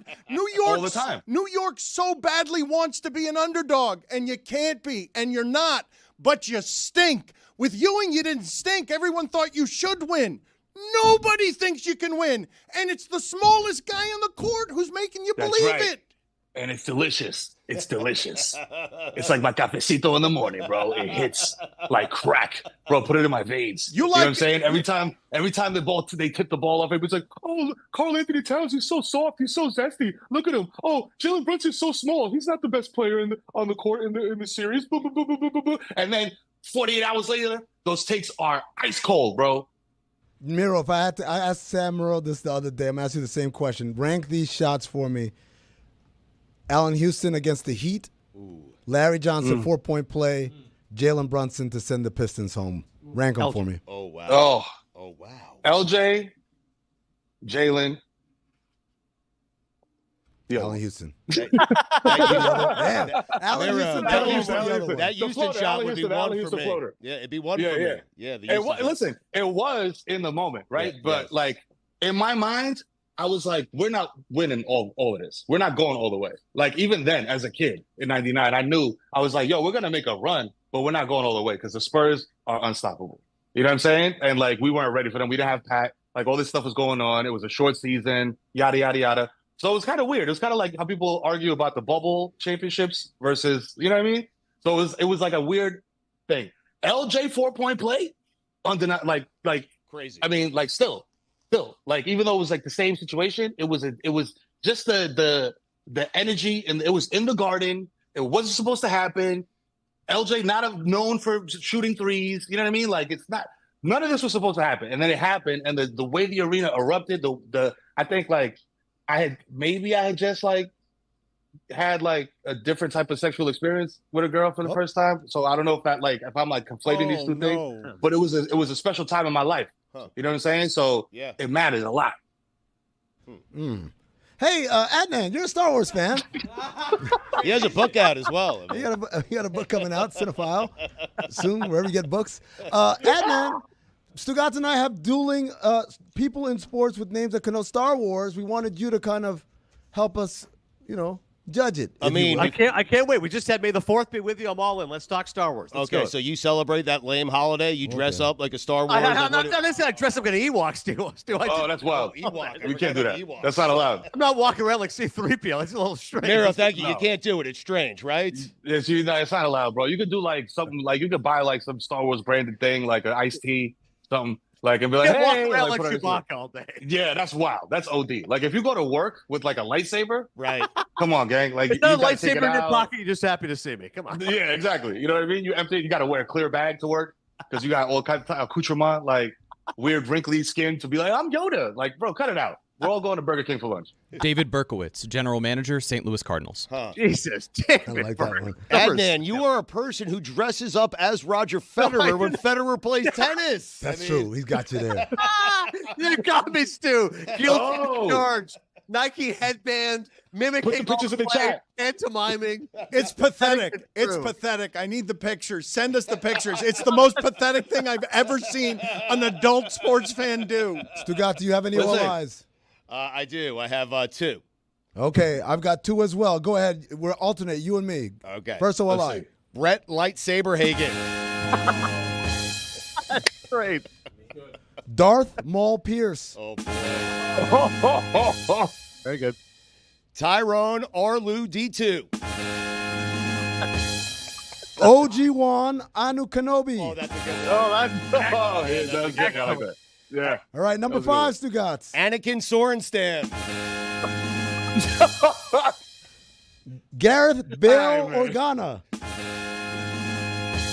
Number 4, Vita Blubaka. Number 4, Kylo Renteria. Number 3, Michelle Weep3O. Number 3, Grievous Vasquez. That's just his name. Exactly. That's just his name. Number 2, Leon Bobalette. Number 2, Jabba Chamberlain.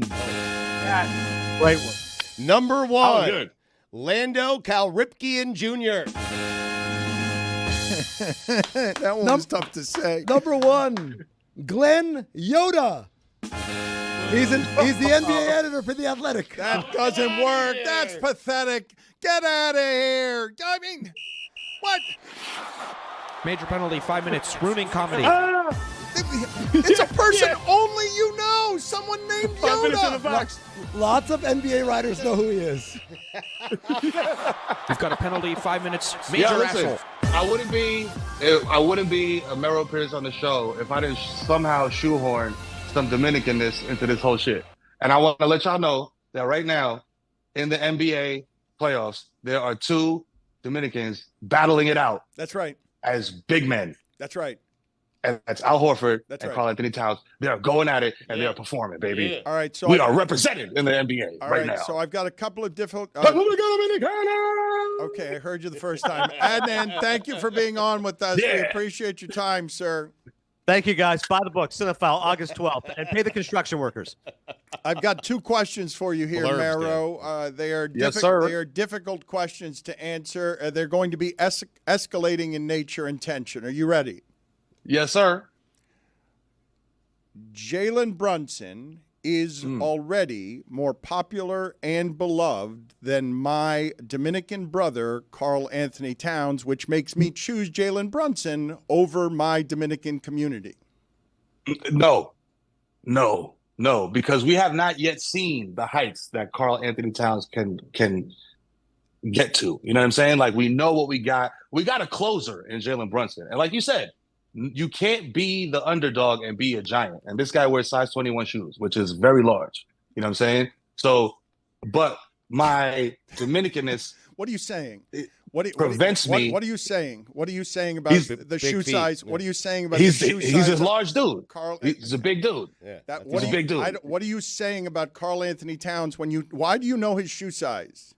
Because he has the largest feet in the NBA. That's Why That's what I've heard. Why do you know that? Why do you care about that? Because you're proudly TikTok. Dominican. Because you're proudly Yes. Dominican. Yes. So anytime you could be number one in anything, in any category as a Dominican, I'm going to highlight that. So he has the biggest feet in the NBA. So he's number one in foot size. You know what I mean? Probably also number one in shooting percentage for anybody over 7 feet tall. That's crazy. That. So that's nice, right? You've got basically an extraterrestrial playing for you, and he's your second best player. But I'm going to ask the question again. You're telling me that Jalen Brunson is not more popular and beloved than your Dominican brother? Yes, he obviously is. It depends. It depends where in New York you are. Oh, okay. It depends where in New York you are. If you're a Dykeman, forget it. ¿Qué lo que es lo mío? That guy is super. Dime a ver, ¿qué lo que es mío? Aquí, dame luz. ¿Cómo está la cosa? Suave, loco. 2-0. Boston, para abajo. Ya tú sabes que lo que es. Ryan Yeah, Terrier mierda sounds pa' like a Boston, serial coño. killer. No. So you're telling me this. You got Dominicano on one side, but you have your OG Dominicano Yes. on the other side. I know that Yes. there's a little piece of your heart without Like passing the torch. Con el Tigre. It's passing the torch. El You know what I'm saying? viejo, It's no, just el like, yo, tigre, no, el viejo. No, El no, El no, viejo, Tigrazo, el no, viejo. he's still getting it done. No, He's el still getting it viejo. done. He's the but- OG. No, he's the OG, but he's 0 for 8 with people 6 feet from him. Like, Take it he's easy. like, What are you doing? That's just numbers. Who No, cares about guys, that? Guys, come on, guys. That's not what he does. Guys, look, That's not what he does. the Celtics do He not throws picks. Tira de tres, Dan. I know I'm going to blaspheme against Stugotz here. Al Horford is his favorite player, and I know Mero loves him. I'm okay this time for around. No, a lot of different reasons, but I'm just here to tell you, if Porzingis is out for this series, and what they need is old man Al Horford to give him too many minutes, El Viejo is going to put them in trouble. No, and, él acaba. and Stugotz is going to be in trouble on what his allegiances are, because Al Horford has no bigger or better public national supporter than Stugotz. It's more than you, Mero. If you guys want to do who's more Dominican, Stugotz or Mero, in their love for Al Horford, I Let's do choose Stugotz. Okay. Yes, I choose. What you got? All right, you want to do a Dominican off? All right, let's do a Dominican off with Mero. No, eso tuyo, loco. Eso Where's the tuyo. hookah? Ya tú ganas. Listen to me. If you take Karl Anthony Towns, Uptown, Washington Heights, Dykeman area, he is more popular than Jalen Brunson. Just for the simple fact that he is a star for the Knicks. Like you said, the second best player on the team. Well known. You know what I'm saying? I would say, like, let's look at the jersey sales. You know what I'm saying? Because I know, you know what I'm saying? If there was like a temperature map of jersey sales, I thought that. it is. You know it what? is lava red. You know on what? Washington Heights. I made a mistake. I underestimated your Dominican and I underestimated your people. But now I'm going to put you in a more difficult spot because I know you love your Dominicans, but I also know you love your money. I know you love your money. Oh, boy. All right, yes. So here's the question where for this is you. going, man. Yes, Oh, man. 7 p.m. in Brooklyn is the show he does with Carmelo Anthony. It is very popular. It is very Yes, good. sir. And Carmelo Anthony, you may have heard, once upon a time was a very beloved and popular Knick. But I believe there's Still is. Wait. Hold on a sec. I believe there is a Knick right now playing in town who has already surpassed Carmelo Anthony, your business partner. He is more beloved than Carmelo Anthony. So I would like for you to say publicly in front of all to hear, and I would like you to choose between Dominicans and dollars when you tell me. Careful. I believe that Jalen Brunson is right now more beloved and more popular than Carmelo Anthony, and I believe he did it in the last 3 games. I want you to make it. I want you to make it official. I want you. It's the last 3 games combined with how much you loved him last year. You changed the whole team. You're ready for them to betray you because you're not good at home. Nobody trusts Karl Anthony Towns. Even fewer people trust Bridges, but you got Brunson. I do. You got Brunson. You do, but nobody else trusts Bridges. We trust Bridges. Listen. Yes. We trust Bridges, and I don't care. I'll say it here. I know we're not supposed to curse. Y'all gonna edit this out. Fuck them picks, bro. I do not care. I do not care. I don't care if there's the best 6th grader in the world out there right now that they made in a lab, and he's a combination of Shaq and KD and it's Steph Curry. I don't care. F them picks. Mikal Bridges won us those last 2 games with clutch defense in crunch time, bro. When is the last time you heard the Knicks won the game in crunch time with defense? When's the last time you heard that, bro? Patrick Ewing days, bro. The 90s. You know what I'm saying? Miro, now we're back. Miro, let me But ask. He didn't answer the question. But before Answer the question. Hold on. Means got some context. Okay, Okay. I want to, just because he said I don't care about them picks. What if we go in the future and it's like Milwaukee was like, we would have traded Giannis to the Knicks, but they didn't have those picks anymore, and we needed picks. Hey, yo, run and dunk can stay there. Run and dunk can stay Milwaukee. Run and dunk. Run and dunk can stay Milwaukee. You can go to the Lakers. You can do whatever you want, champ. I don't care. The Knicks are solid. We are good. We are good. And plus, Tibbs don't play more than 6 guys anyway. So even if he did sign them, it don't matter. You know what I'm saying? Because somebody else is going to sit on the bench. We got Mitch. We got Josh. We got JB. We got Kat. We got Mikal. We got a whole bunch of other dudes. We are good. We are good. We got OG Anunoby. Come on, dog. Like, he is, like, emotionless. He's him. You know what I'm saying? Like, that guy is dunking everything. It's like the opposite of Pat. You know what I'm saying? Like, instead of doing a layup, this guy's dunking everything. I thought he was going to hurt himself, dog. In that Sistine Chapel dunk where he just was like this. You know what I'm saying? Please don't do that again. Please don't do that I won't. again. That was my parents' moment on the show. Don't do that again. Muriel, please. let me try it this way, okay? You host a podcast 7 p.m. in Brooklyn with Carmelo Anthony. Yes. If I told you My right dog. now you could switch out Carmelo and insert Jalen Brunson, would you do it? Listen, it's different guys. ¿Qué fue eso? Se rayó el disco. ¿Qué es eso? So there's two different guys. I Two feel different bad for guys. Two asking. different styles of play. Yeah. Two different styles of play. My You know what I'm dad saying? has a counter for you on that. You sound like my father there. What was that? What was that sound you made? What? How is That's called patinando. That's called patinando. How is That's the Stugotz Spanish able word to of the day. corner you? You're very good at this. He just trapped you, and you had no rebuttal. You're was a very terrible good. spot. I put You're my friend very in a good at terrible talking. spot. You got out of the bodega because you're a my good Dominican, talker. I did not expect this from a fellow Dominican. I know. did not expect to be cornered. You know what I'm saying? I have to fight or flight my way out of this interview. You know what I'm saying? Like, I did not expect that. Who's You know more? what I mean? Like, Answer the Dominican to question. Dominican, this is Who's wild. more beloved, Jalen Brunson or Right Carmelo now, Anthony? Jalen Not Brunson. right, Right now. now, No, Jalen Brunson. no, not right, now. Right now. No, not right now. At their peaks. At their peaks. At their peaks. Okay. At their peaks. Have we seen Jalen Brunson speak? We're not even in the Eastern Conference Finals yet. Right. Fair So, point. so he's already. saw Melo in the Eastern so Conference. he's already past Carmelo. Because Carmelo lost all these games. I think Carmelo would tell you in terms of popularity, yeah, he's past me. And let him answer the question. Sorry. Well, that's my Dominican brother. He can speak for me. You know? Trying to help you out. I put you in a bad spot. Yeah. Come here, Brugal. I'm trying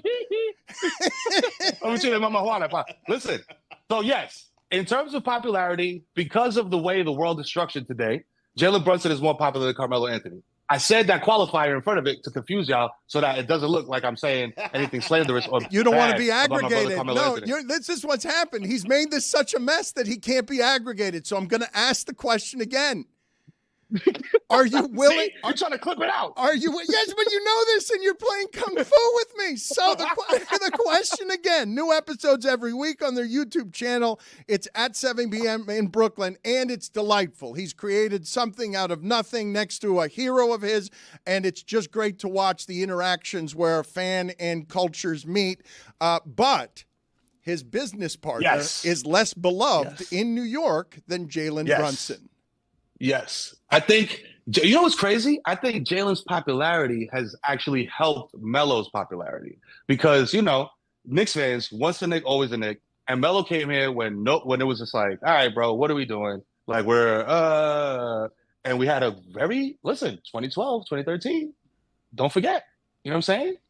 Scoring champ, defensive player of the year, J.R. Smith, sixth man of the year. New episode coming soon. You know what I'm saying? But right now, it's Jalen Brunson. And I agree, yes. He may have surpassed Melo now in terms of popularity because of what he's been doing on the court and because, again, we in New York, and New York loves the underdog. You know what I'm saying? Like, the guys, we are the same height. You know what I'm saying? I'm 6'2", and I'm like the tall guy when I walk in the room, but not when in the NBA locker room. Él está jugando los dos lados. You know? And he's in there in the post, shit, footwork, bro. He's playing under the rim. He's just step back three, bro. That again, like the shot to send Detroit home is this is the thing. No, but this is what I'm saying. These are moments. He's already got the moment Tatum doesn't have. He got it in the last period. But Tatum has a ring. Dan. Yeah, but he's got but Stugotz, this part's important. The ring is important. I will grant you, but a ring without moments, man, that's marrying somebody with no scrapbook. That's true. But this is the thing. Moments matter almost more than a chip because did the Yankees win the World Series last year? No, they did not. But everybody remembers Juan Soto sending them there in that at-bat against Cleveland. You know what I'm saying? Everybody remembers that. That's a moment. Put it on the poll. What's remembered more, championships or moments? Willy Wonka's hat had Hall of Fame. Strong. Wow. Yeah, that's a good one. Yeah. Wow. Let's go the down. Willy Wonka hat, bro. That's crazy. Let's go down on this. Melo's high game is untouchable, though. Do you have, Mero, 10 more minutes or do you have to go? Because Tony was trying to get in with something that would have been fun for you, Hispanic, and I didn't have room for it. Let's do it. Oh, no, because